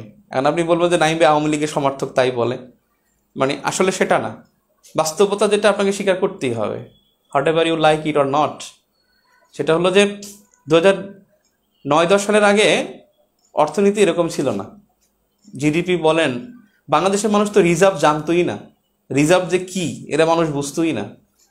তো সবগুলো মিলে বাংলাদেশে এখানে আপনি বলতে পারেন রেমিটেন্সের কারণে আমরা এগিয়ে যাচ্ছি, রিজার্ভের কারণে এগিয়ে যাচ্ছি, বা আমাদের গার্মেন্টসের কারণে এগিয়ে যাচ্ছি, এগুলো একটা স্ট্রাকচার নিয়ে আসতে হয়। বাংলাদেশি ইকোনমির সবচাইতে যদি বলেন, সবচাইতে প্রধান যদি বলেন যে এটা ইন্ডিকেটর কি, সেটা হলো ইলেকট্রিসিটি।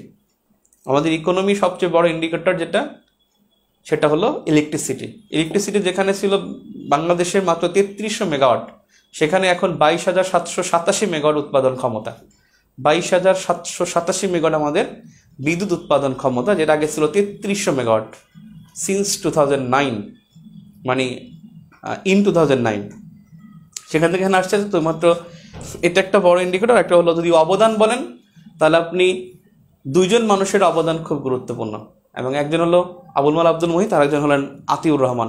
তিনি মুদ্রানীতি, এমন একটা সহজীকরণ একটা মুদ্রানীতি দিয়েছেন, যার ফলে ব্যাংকিং ব্যবস্থা থেকে শুরু করে বাংলাদেশের লেনদেনের প্রতি একটা আগ্রহ জমেছে। আগে মানুষ কি করতো জানেন? আগে মানুষ মানে পাতিলের মধ্যে টাকা রেখা খুঁড়ে রাখা দিত। আপনারা দেখেন না কেয়ারটেকার সিস্টেমের সময়, মনে আছে আপনার? তখন ছোট মনে হয় 7-8 সালে, যখন চিফ অ্যাডভাইজার ছিল ফখরুদ্দিন আহমেদ, তখন কিন্তু খাটের নিচে ওই যে ওসমান গনি, দেখেন না ওসমান গনি, উনি আমাদের বাউফলেরই লোক। ওসমান গনি যে বনের রাজা কাজ করতো, সে বউয়ের কোমরের বিছা বানাইতো বড়। তারপর হলো আপনার বিছানার নিচে প্রচুর স্বর্ণ এবং টাকা পয়সা ছিল, বিছানার উপর ঘুমাইতো মানুষ। মুদ্রানীতি সহজীকরণের কারণে টাকা ব্যাংকে রাখতো, সঞ্চয়পত্র জিনিসটা মানুষ বুঝতো। সঞ্চয়পত্রটা কিন্তু আপনি পজিটিভ, কিন্তু সরকার যখন মনে করে যে তার একটা ডেভেলপমেন্ট, কোনো কিছু ডেভেলপমেন্ট করা দরকার, তখন সে জনগণের কাছে সঞ্চয়পত্র বিক্রি করে তার কাছ থেকে টাকা নেয়। ওই টাকাটা সে ওখানে ইনভেস্ট করে। যেমন পদ্মা সেতু করবে, সেখানে টাকা লাগবে, তখন সঞ্চয়পত্র বিক্রি করে জনগণের টাকাটা ওখান থেকে নিয়ে সে ডেভেলপমেন্টটা করে, এবং সে ওখান থেকে রিটার্ন সঞ্চয়পত্র যে বিক্রি করেছে মানে কিনেছে, তাকে আবার ফেরত দিলে তাকে আবার প্রফিট সহ দেওয়া হয়। এরকমের কিছু পলিসির কারণে বাংলাদেশ ব্যাংকের সাবেক গভর্নর, সেটা হলো আতিউর রহমান, তার কারণে এই মুদ্রা পলিসি এবং হলো ফাইন্যান্স পলিসি হলো আবুল মাল আব্দুল মুহিত সেখান থেকে গুরুত্বপূর্ণ। যাই হোক, আমি এখানে অনেক কথা বললাম। পররাষ্ট্র মন্ত্রণালয়ের সচিব কি কিছু হয়? সচিব না, পররাষ্ট্রমন্ত্রী হয় তার আপন ভাই। সাইফুর রহমানের পলিসি কেমন ছিল? সাইফুর রহমানের পলিসি যাই বলুক, উনি অনেক ট্যালেন্ট ছিল। ভ্যাট চালু করছেন, মুক্তবাজার অর্থনীতি চালু করছেন, বাট নো অ্যাপ্লিকেশন বা ইমপ্লিকেশন ইন ইকোনমি। মানে সে খুব ট্যালেন্ট, তার পলিসি ভালো হতে পারে, খারাপ হতে পারে, but what was the application? আপনি দেখেন বাংলাদেশের ন্যাশনাল ইকোনমিতে তার কোনো প্রভাব ছিল কিনা। আপনি দেখেন সবচেয়ে ওস্ট পলিসি ছিল বাংলাদেশের ইকোনমির, বিশেষ করে ওই সময় তো বৈদেশিক ঋণের উপর নির্ভরশীল ছিল, যেটা ছিল 15 ইয়ার্স এর মিলিটারি টেরিম, যেটা ছিল এই মিলিটারি যখন শাসন ব্যবস্থা ছিল, ওই সময় আমাদের ইকোনমি ফল করছিল। বাট ডেমোক্রেসি যখন আসছে, তখন কিন্তু আপনাদের ইকোনমির দিকে যদি তাকান, তাহলে দেখবেন আমাদের সবচেয়ে ওস্ট পলিসি ছিল আমার 1 থেকে 6, অর্থনৈতিক দুরবস্থা ছিল 1 থেকে 6, এবং সেখান থেকে কিন্তু একটা ব্যাকআপ আসছে। এখন সার্কুলার হচ্ছে, বেতন পাচ্ছেন, আপনি দেখেন ডেভেলপমেন্ট হচ্ছে, মেগা প্রজেক্ট। এই প্রজেক্টের নাম তো কেউ শুনে নেয়। এই ফাইন্যান্স মিনিস্ট্রি প্রথম মেগা প্রজেক্ট নামে একটা ডিপার্টমেন্ট করেছে। মেগা প্রজেক্ট ডিপার্টমেন্ট কিন্তু অর্থ মন্ত্রণালয়ের অধীনে 2009 প্রতিষ্ঠা কিন্তু 2009। এই মেগা প্রজেক্টের কনসেপ্টটা আসছে কিন্তু আবুল মাল আব্দুল মুহিতের। যাক, আবুল মাল আব্দুল মুহিত ওয়াজ ট্যালেন্ট, সাইফুর রহমান সেও ট্যালেন্ট ছিল, বাট ব্যাটে বলে লেগে লাগাই ফেলেছে আবুল মাল আব্দুল মুহিত, কারণ তার হাতে কে ছিল? আতিউর রহমান। এবং প্রাইম মিনিস্টার কিন্তু তাকে খুব পছন্দ করতো, আতিউর রহমানকে, পিএমকে খুব পছন্দ করতো। বর্তমান যে গভর্নর আছে কিন্তু একেবারে খুব হাতে গড়া, সেটা হলো ফাইন্যান্স মিনিস্টারের। বর্তমান যে ফজলে কবির, তার যে বয়স বেড়েছে, সবই আবুল মাল আব্দুল মুহিতের মানে হাতে গড়া। উনি কিন্তু railway cadre, Chittagong varsity economics student, but he was railway cadre. তাকে কিন্তু ওখান থেকে এনে স্বর্ণী ব্যাংকের সে কী বানাইছে? এমডি বানাইছে। সেখান থেকে অর্থ সচিব বানাইছে। সেখান থেকে তাকে অর্থ সচিব থেকে এমডি থেকে আবার তাকে বানাইছে কি বাংলাদেশ ব্যাংকের গভর্নর। সেখান থেকে আবার মেয়াদ, বাংলাদেশ ব্যাংকের গভর্নর কিন্তু ফজলে কবির কিন্তু 3 বার নিয়োগ পাইছেন। 3 বার, প্রথমে 4 বছর পর একবার নিয়োগ পায়, আবার 2 বছর পর শেষ হয়ে যায়, আবার মেয়াদ বাড়ানোর পর আবার নিয়োগ পায়। তার মানে সে কিন্তু থাকবে 8 বছর, কিন্তু নিয়োগ পেয়েছে 3 বার। যাক, আসি আমরা সাধারণ পরিষদের অনেক গল্প করলাম, আমরা এখন কোশ্চেন উত্তর দেন। হ্যাঁ, কোশ্চেন উত্তর দেন, দেখি পারেন কিনা। আমি যাই বলছি উত্তর দেন। হ্যাঁ, আপনারা ব্যক্তিগতভাবে আক্রমণ করেন না। হ্যাঁ, উনি এসএম হলে ছিল, রাইট, ইংলিশের স্টুডেন্ট ছিল, এটা খুব একটা অ্যামেজিং। এবং ওনার মন্ত্রণালয়ের সচিব ছিল, তার একবার একটা গল্প ছিল, সচিবের জন্ম ছিল 1947 না 48 সালে। তখন সে বলছে আমি তখন মানে এসএসসি পাস করেছে তখন তার জন্ম হয়েছে। তাকে নিয়ে একটা মানে মজার একটা গল্প আছে। ও একটা মিটিংয়ে গেছে, বাদ দেন, আসেন, চীনে মিটিংয়ে গেছিলো, সেটা আসি আমরা কোথায় ছিলাম। উনি বাংলাদেশ কি করছে, ইউএন কার্যাবলীতে, ইউএন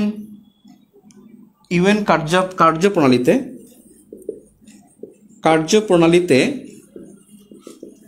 বাংলা ভাষা ব্যবহার শুরু 1984 সালে হলো কার্যপ্রণালীতে বাংলা ভাষা ব্যবহার, কিন্তু আমাদের দাপ্তরিক ভাষা না, কিন্তু আবেগে দাপ্তরিক বললেন না আবার। ক্লিয়ার?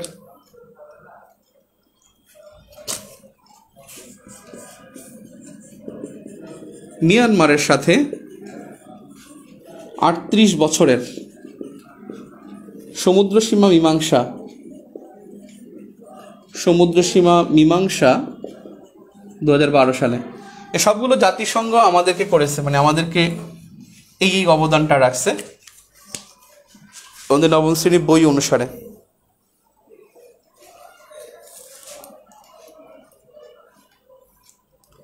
এছাড়াও কিছু বিষয় আছে, এছাড়াও কয়েকটা বিষয়। ইউএনডিপি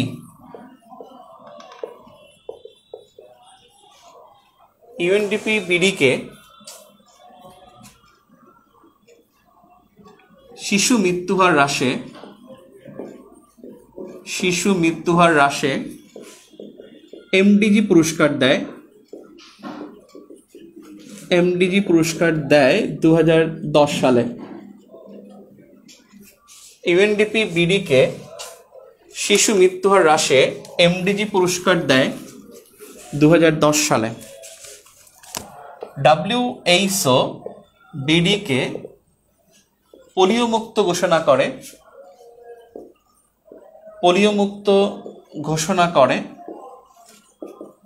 2014 সালে। পোলিও মুক্ত ঘোষণা করে 2014 সালে।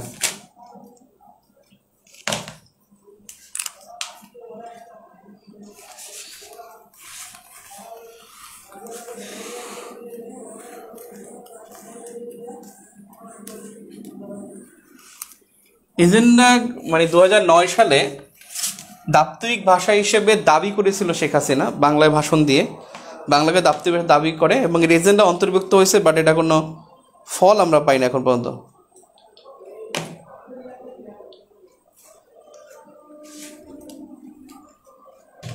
এমডিজি পুরস্কার দেয় 2010 সালে, বাংলাদেশকে পোলিও মুক্ত ঘোষণা করে 2014 সালে।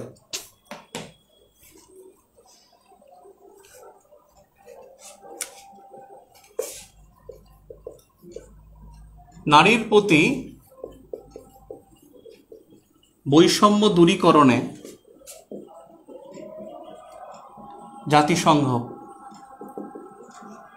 জাতিসংঘ নারীর প্রতি বৈষম্য দূরীকরণে কি কি কাজ করেছে সেগুলোর একটা লিস্ট উইথ ডেট, যেগুলো লাগবে সেই ডেটগুলো আমি বলতেছি।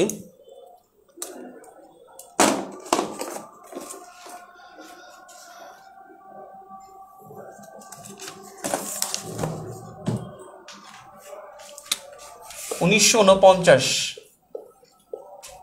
মানব পাচার রোধে ইউএন সনদ অনুমোদন। তাহলে মানব পাচার রোধে সনদ অনুমোদন হয় 1949 সালে।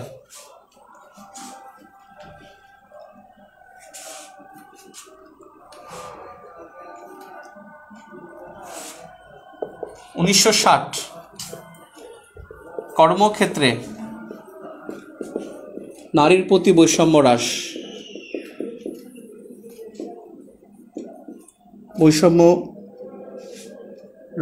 বৈষম্য বিলোপ কর্মক্ষেত্রে।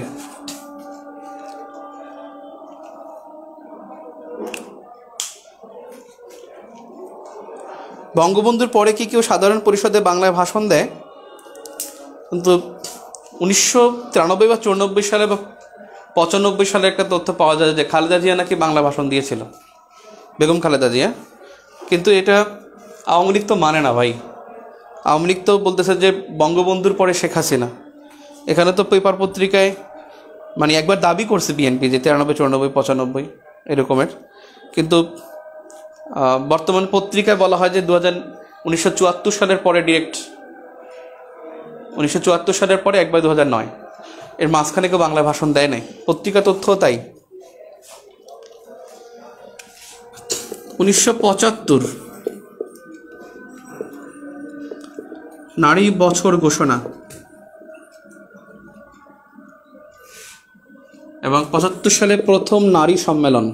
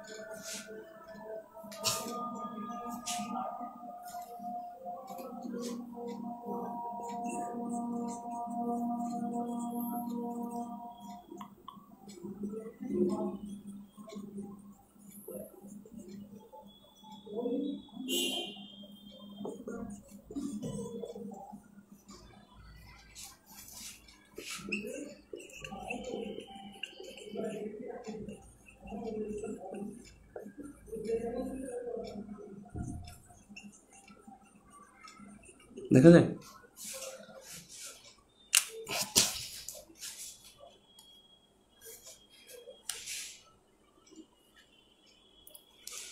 আপনার লেকচার পড়লেই হবে নাকি আরও বাইরে পড়তে হবে?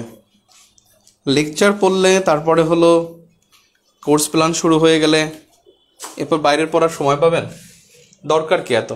এর সাথে অঙ্ক, বিজ্ঞান, ইংলিশ বেশি পড়েন।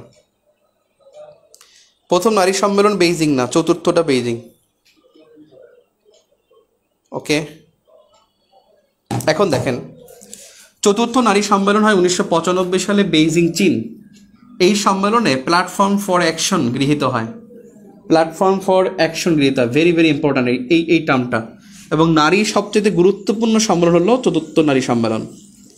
সবচেয়ে গুরুত্বপূর্ণ নারী সম্মেলন হলো চতুর্থ নারী সম্মেলন। এই সম্মেলনের স্লোগান ছিল নারীর চোখে বিশ্ব দেখো। আর প্ল্যাটফর্ম অ্যাকশনে 12টি শর্ত ছিল, 12টি শর্ত। আপনার তাহলে অন্য জায়গা থেকে আর অন্য কিছু মানে এই বেইজিং কনফারেন্স আর পড়তে হবে না। বেইজিং কনফারেন্স 1995 সালে হয়, চতুর্থ নারী সম্মেলন।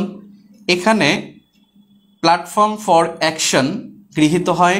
এই প্ল্যাটফর্ম ফর অ্যাকশনে 12টি শর্ত আছে। এর স্লোগান ছিল নারীর চোখে বিশ্ব দেখো। আর পঞ্চম নারী সম্মেলন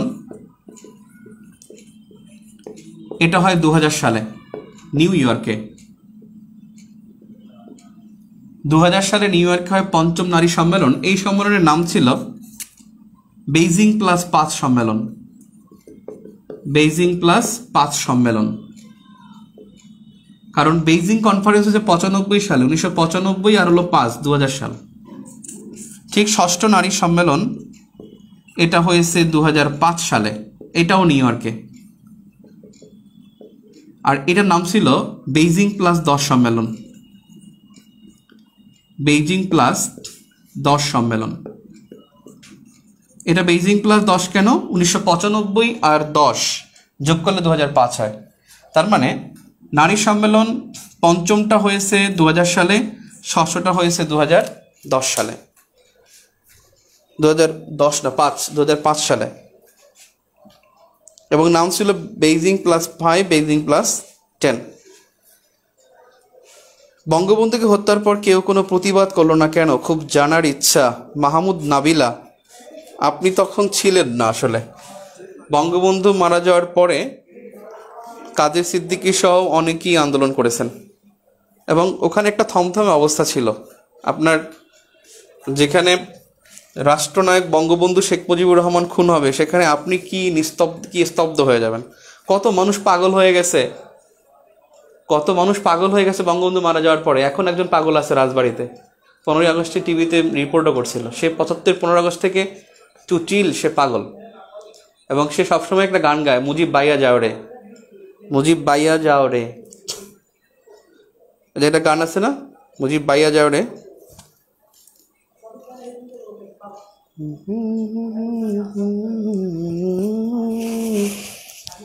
আমার ভাঙানা ওরে মুজিব বাইয়া যাও রে।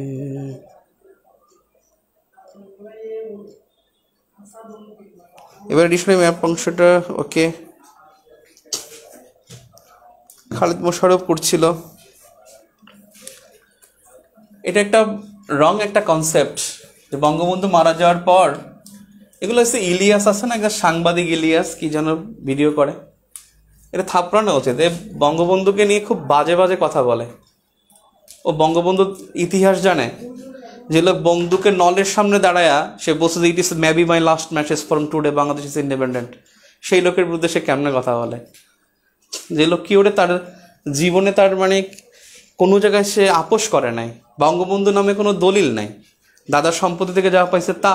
যে লোকটা সারাটা জীবন রাজনীতি করে গেছে, যে লোক এখনো বাংলাদেশের কাছে 9 মাসের বেতন পায়, যে বেটা রাষ্ট্রপতি হওয়ার পরও তিনি বঙ্গভবনের সুবিধা গ্রহণ করে নাই, নিজের বাসভবনে ছিল রাষ্ট্রপতি হওয়ার পরও। যেই বেটা একটা ব্যাংক অ্যাকাউন্ট ছিল না, একজন রাষ্ট্রপ্রধান তার ব্যাংক অ্যাকাউন্ট ছিল না, যে লোকের একটা মানে রাষ্ট্রীয় সুবিধা সে গ্রহণ করে না, নিজের স্কুটি চালায়, সে রাষ্ট্রপতি হওয়ার পরও স্কুটি চালায় ঘুরে বেড়াইছে। যে লোকটা হেলিকপ্টার ব্যবহার করে নাই, রাষ্ট্রপতি হেলিকপ্টার ব্যবহার করে নাই, সেই লোকটার বিরুদ্ধে আপনি যা তা বলবে আর আপনি বিশ্বাস করে ফেলবেন। এত অবিশ্বাস কেমনে জন্মায়? বঙ্গবন্ধুর ইতিহাস খালি জানবেন আপনি, মুগ্ধ হওয়া ছাড়া কিছু না। আপনি কোনো কিছু জানা লাগবে না। আপনি দৈনিক পাকিস্তান পত্রিকাটা পড়ে দেখেন, 71 সালের আগে দৈনিক পাকিস্তান পড়ে দেখেন, পাকিস্তান পত্রিকা। আইয়ুব খান, ইয়াহিয়া খানের সামনে দাঁড়ানো, যারা ভারতকে মানে দেখাই দিয়েছে 65 যুদ্ধে, সে পাকিস্তান ছিল ওই সময় দ্বিতীয় শীর্ষ শক্তিধর দেশ। মিলিটারি র্যাঙ্কিংয়ে সেকেন্ড ছিল ইন 1971, জেনে দেখেন। এখন তো 9, তখন ছিল সেকেন্ড আপনার ইউএসএ। আর সেই পাকিস্তানের সামনে, তাদের মিলিটারি পাওয়ারের সামনে সে বুক ফুলিয়ে যা তা বলে আসছে। আর সেই লোকটাকে আপনি বিশ্বাস করেন না যে বঙ্গবন্ধুকে মেরে ফেলছে আর কেউ একটা মানে টাটু শব্দ করে নাই। মৃত বঙ্গবন্ধুর যে ক্ষমতা 1000 কোটি বাঙালিরও তা নাই, আমি বললাম এটা 1000 কোটি বাঙালিরও নাই। আজকে বাংলাদেশ এখনো, বাংলাদেশ পলিটিক্স টিল ইন 1975, এখন 1975-এ দাঁড়িয়ে আমাদের এই ইতিহাস, আমাদের রাজনীতি। কারণ এখনো বঙ্গবন্ধুকে বলে কেউ হিরো হতে চায়, বঙ্গবন্ধুর দোষ করে দোষ বলে কেউ হিরো হতে চায়। তার মানে সেন্টার ইজ দ্য কি, এপিক সেন্টার ইজ বঙ্গবন্ধু। তাহলে বঙ্গবন্ধুর সে যে ক্ষমতা আছে সেটা আর কারো এখন পর্যন্ত নাই। যে লোক 22 বার গ্রেপ্তার হয়েছে, 21 বার, একটা তথ্য আছে 22 বার, এবং প্রায় 14 বছর জেলে ছিল। যেই লোকটা একটা মামলা তার ব্যক্তিগত মামলা ছিল না, সবগুলো রাষ্ট্রদ্রোহ মামলা। একটা মামলা ছিল যে কারো হত্যা করছে, কারো থাপ্পড় মারছে, কারো জমি দখল করছে, চাঁদাবাজি করছে, ছিনতাই করেছে, একটাও না। এভরি কেস ওয়াজ কি, মানে অ্যাগেন্স্ট সেডিশন, যেটাকে বলে রাষ্ট্রদ্রোহী মামলা ছিল। প্রত্যেকটা মামলা সেডিশন ছিল। সেই জায়গা থেকে বঙ্গবন্ধুকে আপনি একজন বলবে আর আপনি হাততালি দিবেন, it's lack of your knowledge, lack of your wisdom, absolutely. ওকে,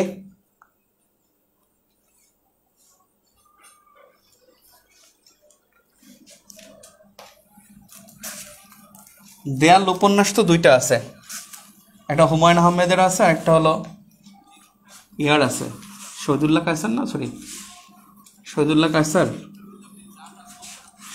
কায়সারই তো মনে হয়।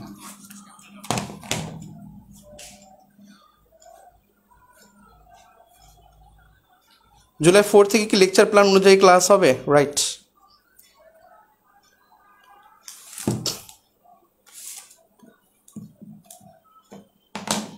বঙ্গবন্ধু 9 মাসের বেতনটা পরিশোধ করে তারপরে বললেন, দুর্ভিক্ষের সময় সে 9 মাস বেতন নেয় না বাংলাদেশ থেকে।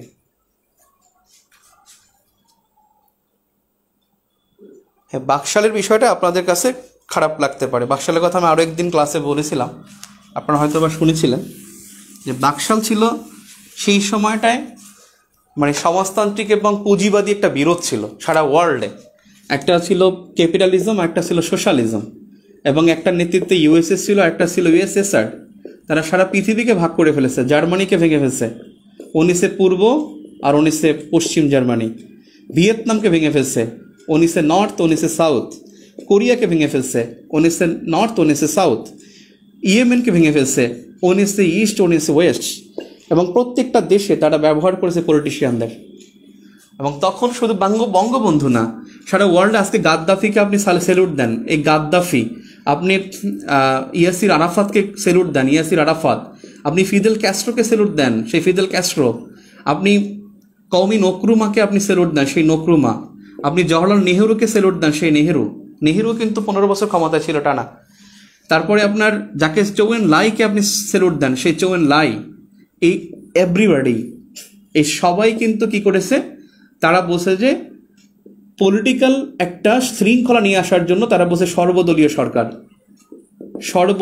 সরকার, অথবা বলছে যে একদলীয় শাসন। মানে এই বিশ্ব এইটাকে ট্যাকেল দেওয়ার জন্য। এবং তখন কি করতো, এই যে কিউবায় যে বিপ্লব হয়েছে, ভিয়েতনামে যে বিপ্লব হয়েছে, এর পিছনে বেসিক কি ছিল? বেসিক ছিল সোশ্যালিস্ট লিডাররা তাদেরকে টাকা দিত এবং ক্যাপিটালিস্ট লিডারদের টাকা দিত। একটা দিত হলো ইউএসএ ট্রুম্যান ডক্ট্রিনের মাধ্যমে, এবং মার্শাল প্ল্যান। আমি সংক্ষেপে বলি, একটু শোনেন যাদের জানা আছে। এই ট্রুম্যান ডক্ট্রিনে $12 বিলিয়ন সহায়তা ঘোষণা করেছে, যে যারা ক্যাপিটালিস্ট লিডার সোশ্যালিস্টের বিরুদ্ধে কাজ করবে তাদেরকে টাকা দিবে। এবং মলোটভ প্ল্যান দিয়েছে হলো Russia, Soviet union. Mister Molotov Soviet পররাষ্ট্রমন্ত্রী ছিল, সে মলোটভ সোশ্যালিস্ট লিডারদের টাকা দিত এবং সোশ্যালিস্ট লিডারদেরকে অস্ত্র দিত। এবং তারা যে কাজটা করত, তারা ব্যাংক ডাকাতি করত এবং হলো থানা লুট করত। থানা লুট করে নিত অস্ত্র, ব্যাংক ডাকাতি করে নিত অর্থ। এই অর্থ এবং অস্ত্র দিয়ে তারা ওখানে বিপ্লব করত। সেই বিপ্লব করেই কিন্তু সমাজতান্ত্রিক নেতা ফিদেল ক্যাস্ট্রো কিউবার হিরো হয়েছে। সেই বিপ্লব করেই কিন্তু গাদ্দাফি লিবিয়া হিরো হয়েছে। সেই বিপ্লব করে কিন্তু এই যে ভিয়েতনামের যে হোচিমিন, তারা কিন্তু লিডার হয়েছে। আপনি তাদেরকে স্যালুট দেন, তাদেরকে ক্লাব দেন, অথচ বঙ্গবন্ধুকে আপনি জিরো বানায় ছেড়ে দেন। আপনি দেখেন, হ্যাঁ, ওখানে রং কনসেপ্ট ছিল, সেটা আপনি বলতে পারেন যে এটা রং কনসেপ্ট ছিল। বাংলাদেশে কোনটা রং কনসেপ্ট নাই? আজকে আপনি সোজা পথে হেঁটে যান, আপনি ডান পাশ দিয়ে হাঁটলে বলবে যে তো বাম পাশ দিয়ে হাঁটতে হয়, গাড়ি বাম পাশ দিয়ে চলে। আর একজন বলবে ইসলামিক দৃষ্টিতে তো ডান পাশ দিয়ে হাঁটতে হয়। আপনি এখানে তো ক্রিটিসাইজ হবেই, বাট আপনি দেখেন মানে what is right or wrong. সেই কনসেপ্ট থেকে মানে সেই সময় 1974 সালে বঙ্গবন্ধুর অ্যান্টি সেন্টিমেন্ট গভর্নমেন্ট ছিল, দুর্ভিক্ষ হয়। সেই দুর্ভিক্ষের সময় কিন্তু বঙ্গবন্ধুর বন্ধু রফিক আজাদ বঙ্গবন্ধুর সামনে লিখেছে যে ভাত দিয়ে হারামজাদা নয়তো মানচিত্র খাবো। সেই রফিক আজাদই বঙ্গবন্ধু খুন হওয়ার পর এই সিঁড়ি কবিতা লিখে গেছে, এই সিঁড়ি কবিতা যেখানে বঙ্গবন্ধু লাশ পড়েছিল সিঁড়িতে, এই সিঁড়ি কবিতা লেখা ছিল, লিখে চলে গেছে রফিক আজাদ। সেই দুর্ভিক্ষের সময় অ্যান্টি গভর্নমেন্ট সেন্টিমেন্ট ছিল, অ্যান্টি গভর্নমেন্ট সেন্টিমেন্টকে কাজে লাগাইয়া সমাজতান্ত্রিক যারা ছিল আজকে ইনু, রাশেদ খান মেনন সহ বিভিন্ন জন সমাজতান্ত্রিক যারা লিডার ছিল, তারা কিন্তু তার বিরুদ্ধে কি করেছে, তার বিরুদ্ধে মোবিলাইজ করেছে এবং ওই সময় মিলিটারিতে প্রচুর বামপন্থী নেতা ছিল। কর্নেল তাহেরের নাম শুনছেন, তিনি কিন্তু বামপন্থী নেতা ছিল এবং মিলিটারিতে প্রচুর বামপন্থী লিডারদের একটা কোকুন ছিল এবং তারা সবসময় এই মস্কোপন্থী এবং হয়তোবা এই পিকিংপন্থী চায়নাপন্থী ছিল। চায়না তো ইউএসএর একসময় বন্ধু ছিল, তারপর না তারা এখন শত্রু। যা হোক, এখানে যে বিষয়টা হলো, এটাকে চিন্তা করে বঙ্গবন্ধু তিনি সর্বদলীয় সরকার গঠন করার জন্য তিনি চিঠি দেন এবং চিঠি দেন হলো যেই দলগুলো মানে স্বাধীনতার পক্ষে ছিল, বিপক্ষে যে ছিল তাদেরকে দেন নাই। ইউনাইটেড মুসলিম লীগ, ইউনাইটেড মুসলিম পার্টি, তারপরে মুসলিম লীগ, তাদেরকে তিনি দেন নাই। চিঠি দিয়েছেন কাকে? অধ্যাপক মুজাফর আহমদের ন্যাবকে, ন্যাব ভাসানীকে, জাতীয় দল ওসমানীর, তারপর দিয়েছে যে আওয়ামী লীগ, তারপর হলো আপনার কমিউনিস্ট পার্টি, তারপর হলো আপনার জাসদ, সবাইকে আপনার চিঠি দিয়েছে। সেখান থেকে 3টি দল বঙ্গবন্ধুর সাথে জয়েন করে, বাংলাদেশ কংগ্রেস জয়েন করে, কমিউনিস্ট পার্টির একটা অংশ জয়েন করে, তারপর হলো ন্যাপ মুজাফফর জয়েন করে, আওয়ামী লীগ। এটা নিয়ে হয় বাংলাদেশ কৃষক শ্রমিক আওয়ামী লীগ বাকশাল। শুধু বঙ্গবন্ধুর একা কিন্তু আওয়ামী লীগের বাকশাল ছিল না, বাকশাল কিন্তু সব দলের ছিল। এটাকে মিস ইন্টারপ্রেট করা হয় এবং মিস ইন্টারপ্রেট করে বঙ্গবন্ধুকে একটা হিরো থেকে একটা তাকে একটা ব্লেম দেওয়া হয় যে সে রাজার ছেলে রাজা হবে এমন আইন তিনি করতে চাচ্ছেন এবং তারপর তাকে একটা কু করে মারা হয়। বঙ্গবন্ধু তো জানতো যে এরকম বঙ্গবন্ধু বাংলাদেশ সবাই জানতো যে একটা কু হতে পারে, কিন্তু বঙ্গবন্ধু বিশ্বাস করতো না। তিনি বলতো যে না, এটা কখনোই হতে পারে না। এবং আলটিমেটলি বঙ্গবন্ধু লুজার, আপনি বঙ্গবন্ধু না হয় বাকশাল করেছে, কিন্তু বাকশালে তো তাজউদ্দিন জয়েন করে নাই, বাকশালে তো সৈয়দ নজরুল জয়েন করেন নাই, কিন্তু হোয়াই দে আর কিল্ড? তারা কেন খুনের শিকার হলো? নো আনসার, আপনি পাবেন না এর আনসার। কিন্তু আপনার কি আসেন আল্লাহ জানেন।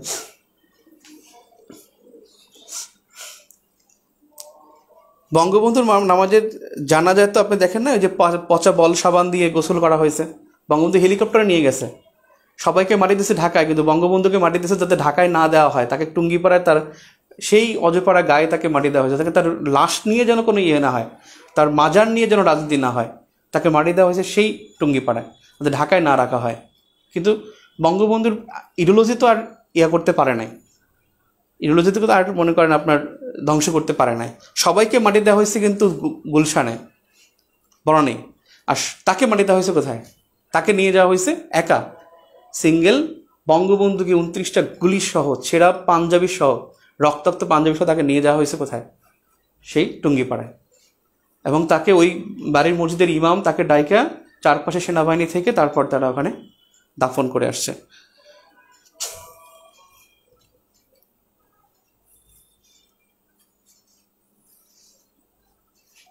ওকে, বেতন দিবে মানে একজন সিফাত আহমেদ বলছে। তখন বেতন কত ছিল আমার জানা নেই, রাজাকারদের বেতন জানা আছে কিন্তু তারটা জানি না। জিওগ্রাফি বোর্ড বুকটা পড়া হলো না ভাইয়া।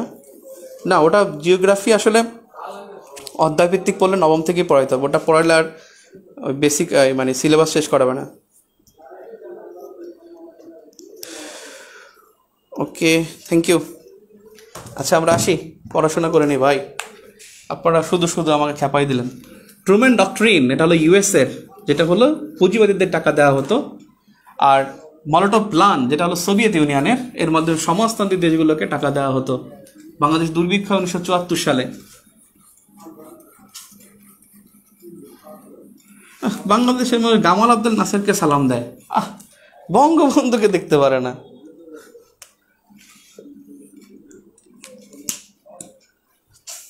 ওকে, আসি। এরপরে সম্মেলন যদি বাদ দেন তাহলে এই বিষয়টা হলো 1979 নারীর প্রতি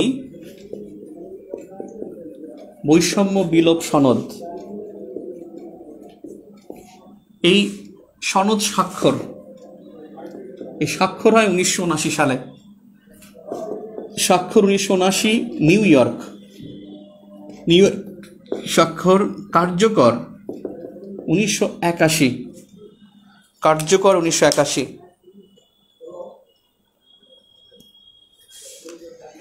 এই নারীর প্রতি বৈষম্য বিলোপ সনদ, যেটাকে বলা হয় সিডো, CEDAW, সিডো। এই সিডো মানে হলো convention on elimination of all forms of discrimination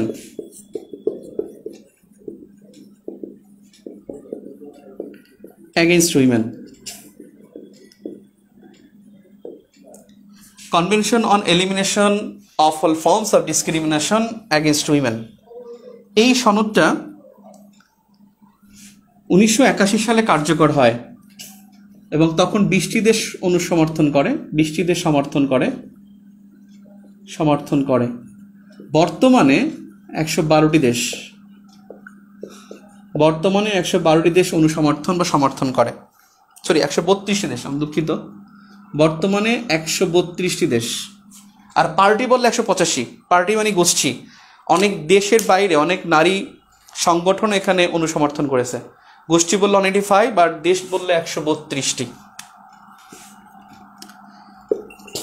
এটার আমি বলছি যে সনদ থাকলে সবসময় অনুচ্ছেদ হয়, সনদে কখনো ধারা হয় না। ধারা হয় যেটা শাস্তি থাকে, সেই সব মানে আইনের যেটা পানিশমেন্ট থাকে সেটা ধারা হয়। আর সনদে অনুচ্ছেদ হয়। অনুচ্ছেদ হলো 30টি। এই সনদের অনুচ্ছেদ 30টি। তাহলে প্রথম যে 16টি আর দ্বিতীয় 14টি, এই দুটোর মধ্যে পার্থক্য আছে।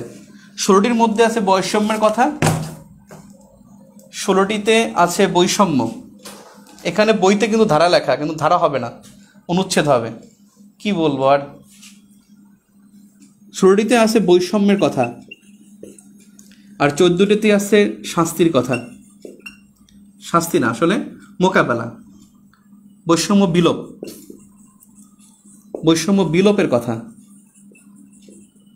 বৈষম্যের বিলোপের কথা আছে শেষের 14টিতে, আর প্রথম 16টিতে আছে বৈষম্যের কথা। বিডি স্বাক্ষর 1984, কার্যকর 81, স্বাক্ষর 79, বিডি স্বাক্ষর 1984। বিডি স্বাক্ষর 1984।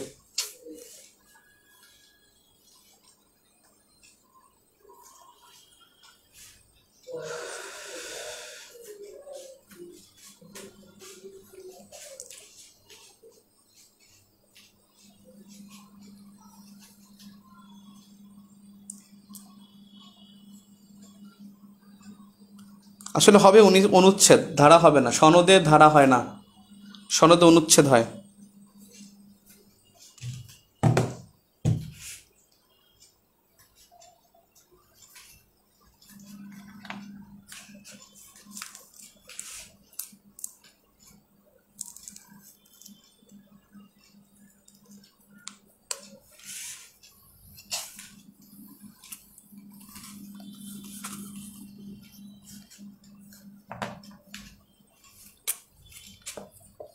নভেম্বর আর 25 নভেম্বর থেকে 10 ডিসেম্বর, 25 নভেম্বর থেকে 10 ডিসেম্বর, 8 মার্চ। 25 নভেম্বর হলো আন্তর্জাতিক নারী নির্যাতন প্রতিরোধ দিবস। আন্তর্জাতিক নারী নির্যাতন প্রতিরোধ দিবস। এটা হলো 25 নভেম্বর থেকে 10 ডিসেম্বর বিশ্বব্যাপী পালিত হয় নারী নির্যাতন প্রতিরোধ পক্ষ। নারী নির্যাতন প্রতিরোধ পক্ষ, এক পক্ষ মানে 15 দিন।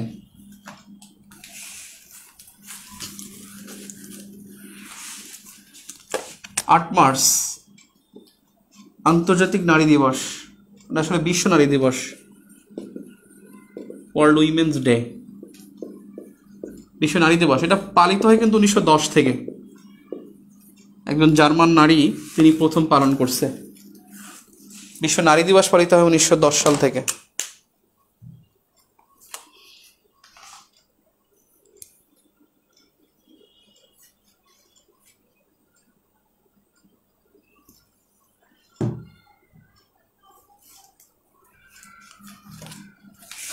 তার নারীর প্রতি জাতিসংঘের যে কর্মসূচি, 25 নভেম্বর হলো আন্তর্জাতিক নারী নির্যাতন প্রতিরোধ দিবস, 8 মার্চ হলো বিশ্ব নারী দিবস, আর 25 নভেম্বর থেকে 10 ডিসেম্বর হলো নারী নির্যাতন প্রতিরোধ পক্ষ। এবারে শান্তিরক্ষী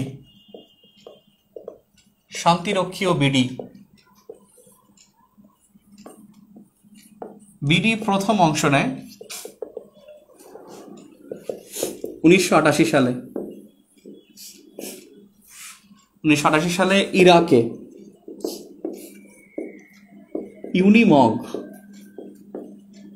ইউনিমগ মিশনে 15 জন, ইউনিমগ মিশনে 15 জন,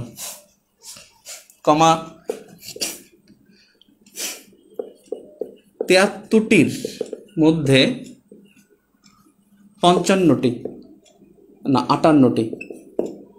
73টির মধ্যে 58টি, এটা ভুল হতে পারে, 58 বা 54, বাদ দেই। বর্তমানে 12টি, মোট 11,000,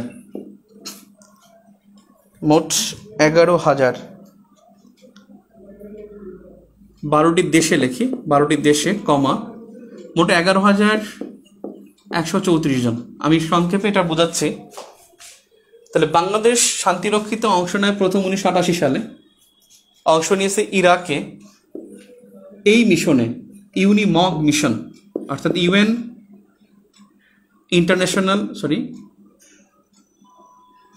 ইউনিমগ, United Nations Iraq Iran military observer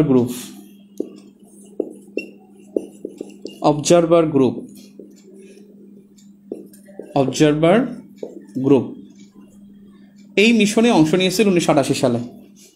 Iraq Iran যুদ্ধ হয়েছিল 1980 থেকে 88, আর এখানেই 1988 সালে প্রথম অংশগ্রহণ করে। প্রথম ছিল 15 জন সেনা, এরা অংশ নিয়েছিল। বর্তমানে 12টি দেশে তারা নিয়োজিত। ইউএনের এখন মিশন কিন্তু বর্তমানে 12টি, বর্তমানে ইউএন মিশন আছে 12টি। মোট 11,000 সেনা অংশ নিয়েছে, 134 জন শহীদ হয়েছে, মারা গেছে 134 জন। তবে এটা অনেক আগের তথ্য, এখন হয়তো বাড়বে, 134 জন প্লাস, 134 জন প্লাস।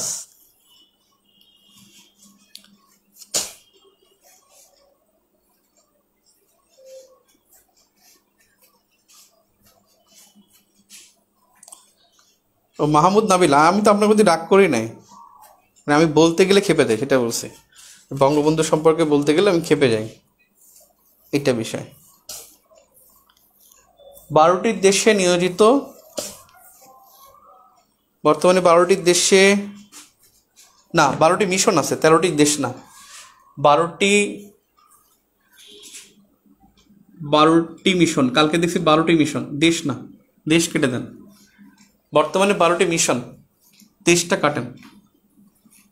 গতকালকের খবর, গত শনিবারের খবর, যে 12টি মিশন চলমান।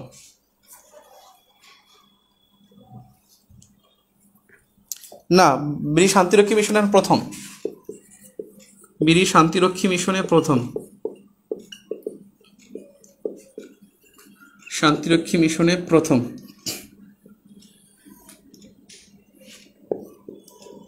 বর্তমানে। আর এটা মনে রাখবেন, BD is the brand name of peacekeeping. BD is the brand name of peacekeeping. BD is the brand name of peacekeeping. BD is the brand name of peacekeeping.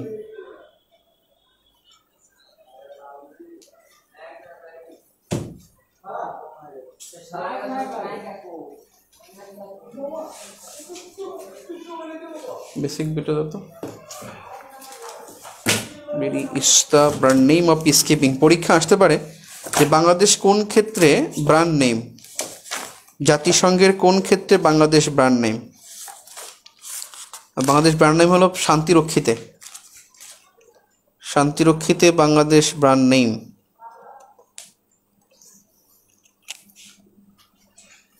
Is the brand name of peacekeeping. আচ্ছা গেল এটা।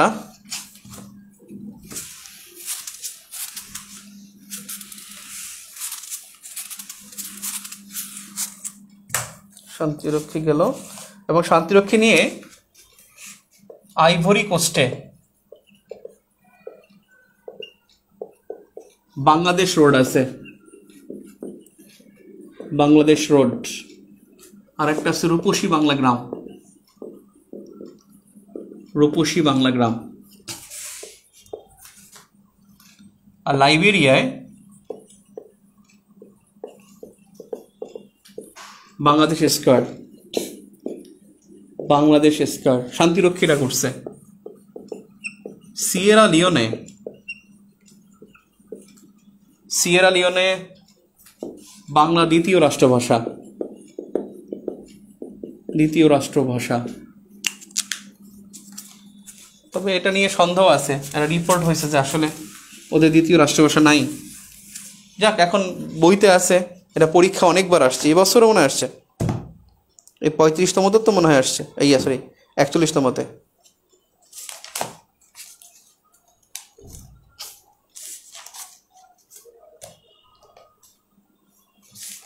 আপনাদের কিন্তু SDG আমরা পড়ছিলাম, SDG অনেকবার পড়ছি, 6, 7, 8 তিনবার পড়ছি। আবার এখানেও কিন্তু এসডিজি আছে। আমি এসডিজি সম্পর্কে কোশ্চেন করব, উত্তর দিবেন। গুনে গুনে এসডিজি থেকে আমি 5টা কোশ্চেন করব। SDG clear? এসডিজি থেকে কোশ্চেন করব, উত্তর দিবেন। আমি আগেও কয়েকবার পড়াইছি এসডিজি, 6, 7, 8, 9 পড়ানো হয়েছে।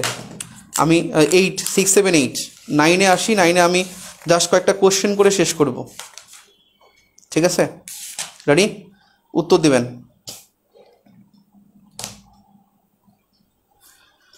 উত্তর দিবেন, রেডি? এসডিজি, এই থেকে কোশ্চেন। 1 নম্বর কোশ্চেন, এসডিজি শেপ বা কাঠামো,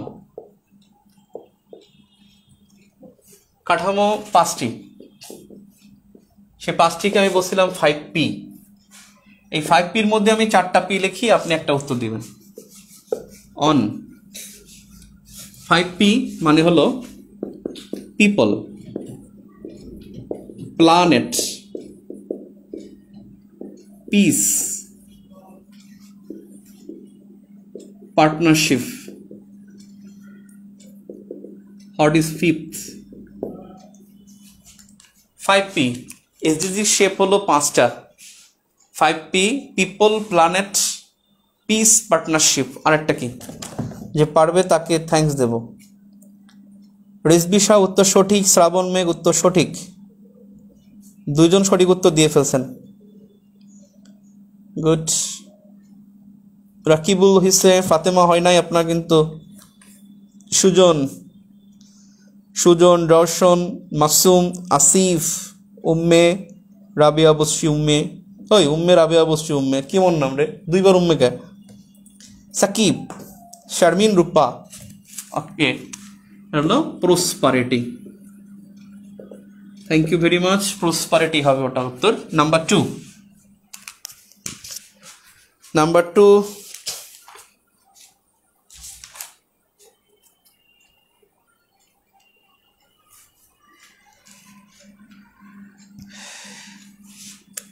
এসডিজি এর প্রধান ক্ষেত্র, সরি এসডিজি না, টেকসই উন্নয়নের,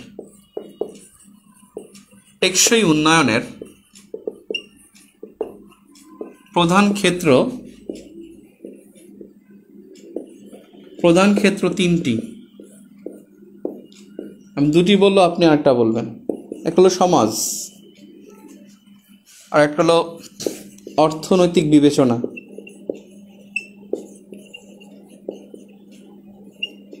আর একটা কি? সহজ খুবই। আর একটা কি?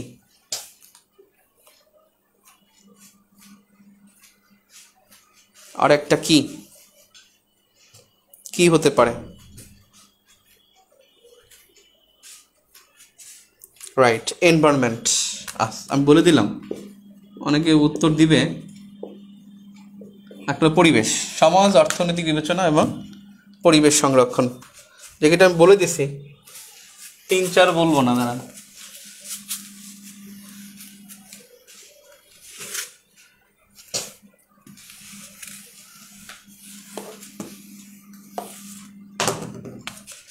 নাম্বার 3, টেকসই উন্নয়নের 17টি লক্ষ্যমাত্রা নির্ধারিত হয়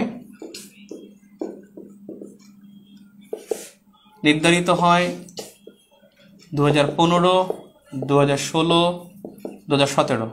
এই তিনটার মধ্যে কোনটা? 15, 16, 17।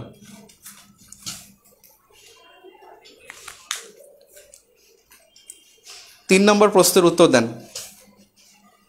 টেকসই 17 লক্ষ্যমাত্রা নির্ধারিত হয় কবে? 15, 16, 17।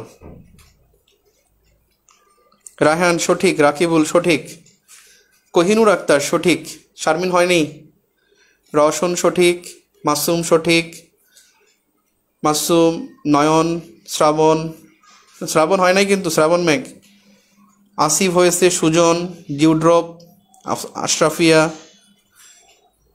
জুনায়েদ, নীলঞ্জনা হয়নি, মঞ্জুরুল হয়নি, সাকিব, গোলাম ফারুক, সুজন কুমার, শিউলি আক্তার, শামিমা হয়নি, আর শামিমার আগে শিউলি আক্তার বন্ধ হয়েছে। নির্ধারিত হয় 2015 সালে, 15 সালের 25 থেকে 27 সেপ্টেম্বর, নিউ ইয়র্কে।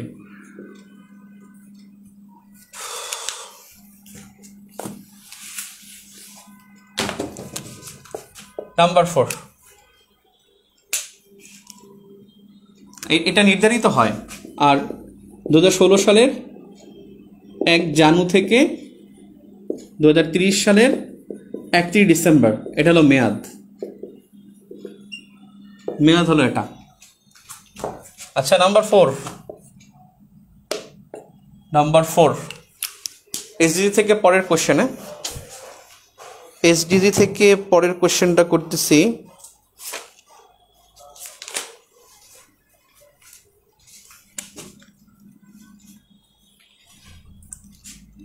এসডিজি এর স্কোর কিপার কোন সংস্থা?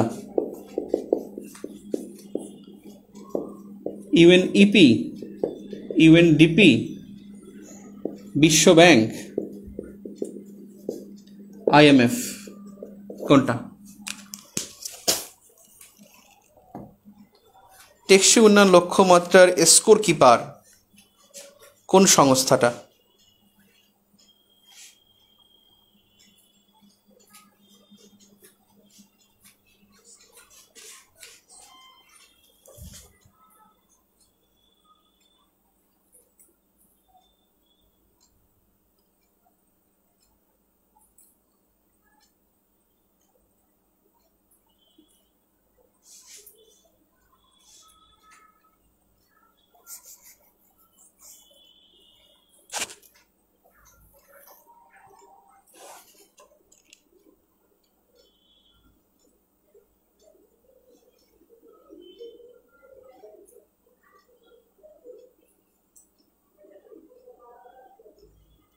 ইউএনডিপি। থ্যাংক ইউ, অনেকেই উত্তর দিচ্ছেন। Thank you Rakibul, Hasan, Masum, Umme, Mithila, Junayed, Tania, Sujon, Sharmin, good, Raihan, Nur Mohammad Akib, Nazim, dewdrop, Nur Abdul Akib, অনেকেই উত্তর দিয়েছেন। This is the last question. SDG থেকে লাস্ট কোশ্চেন।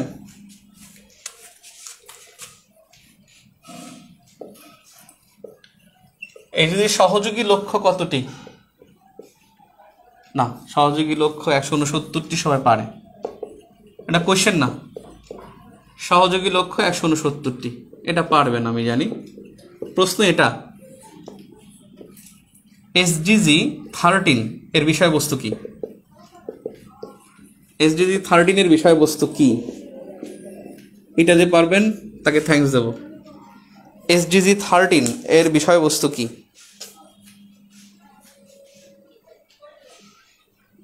এসডিজি 13 এর বিষয়বস্তু কি?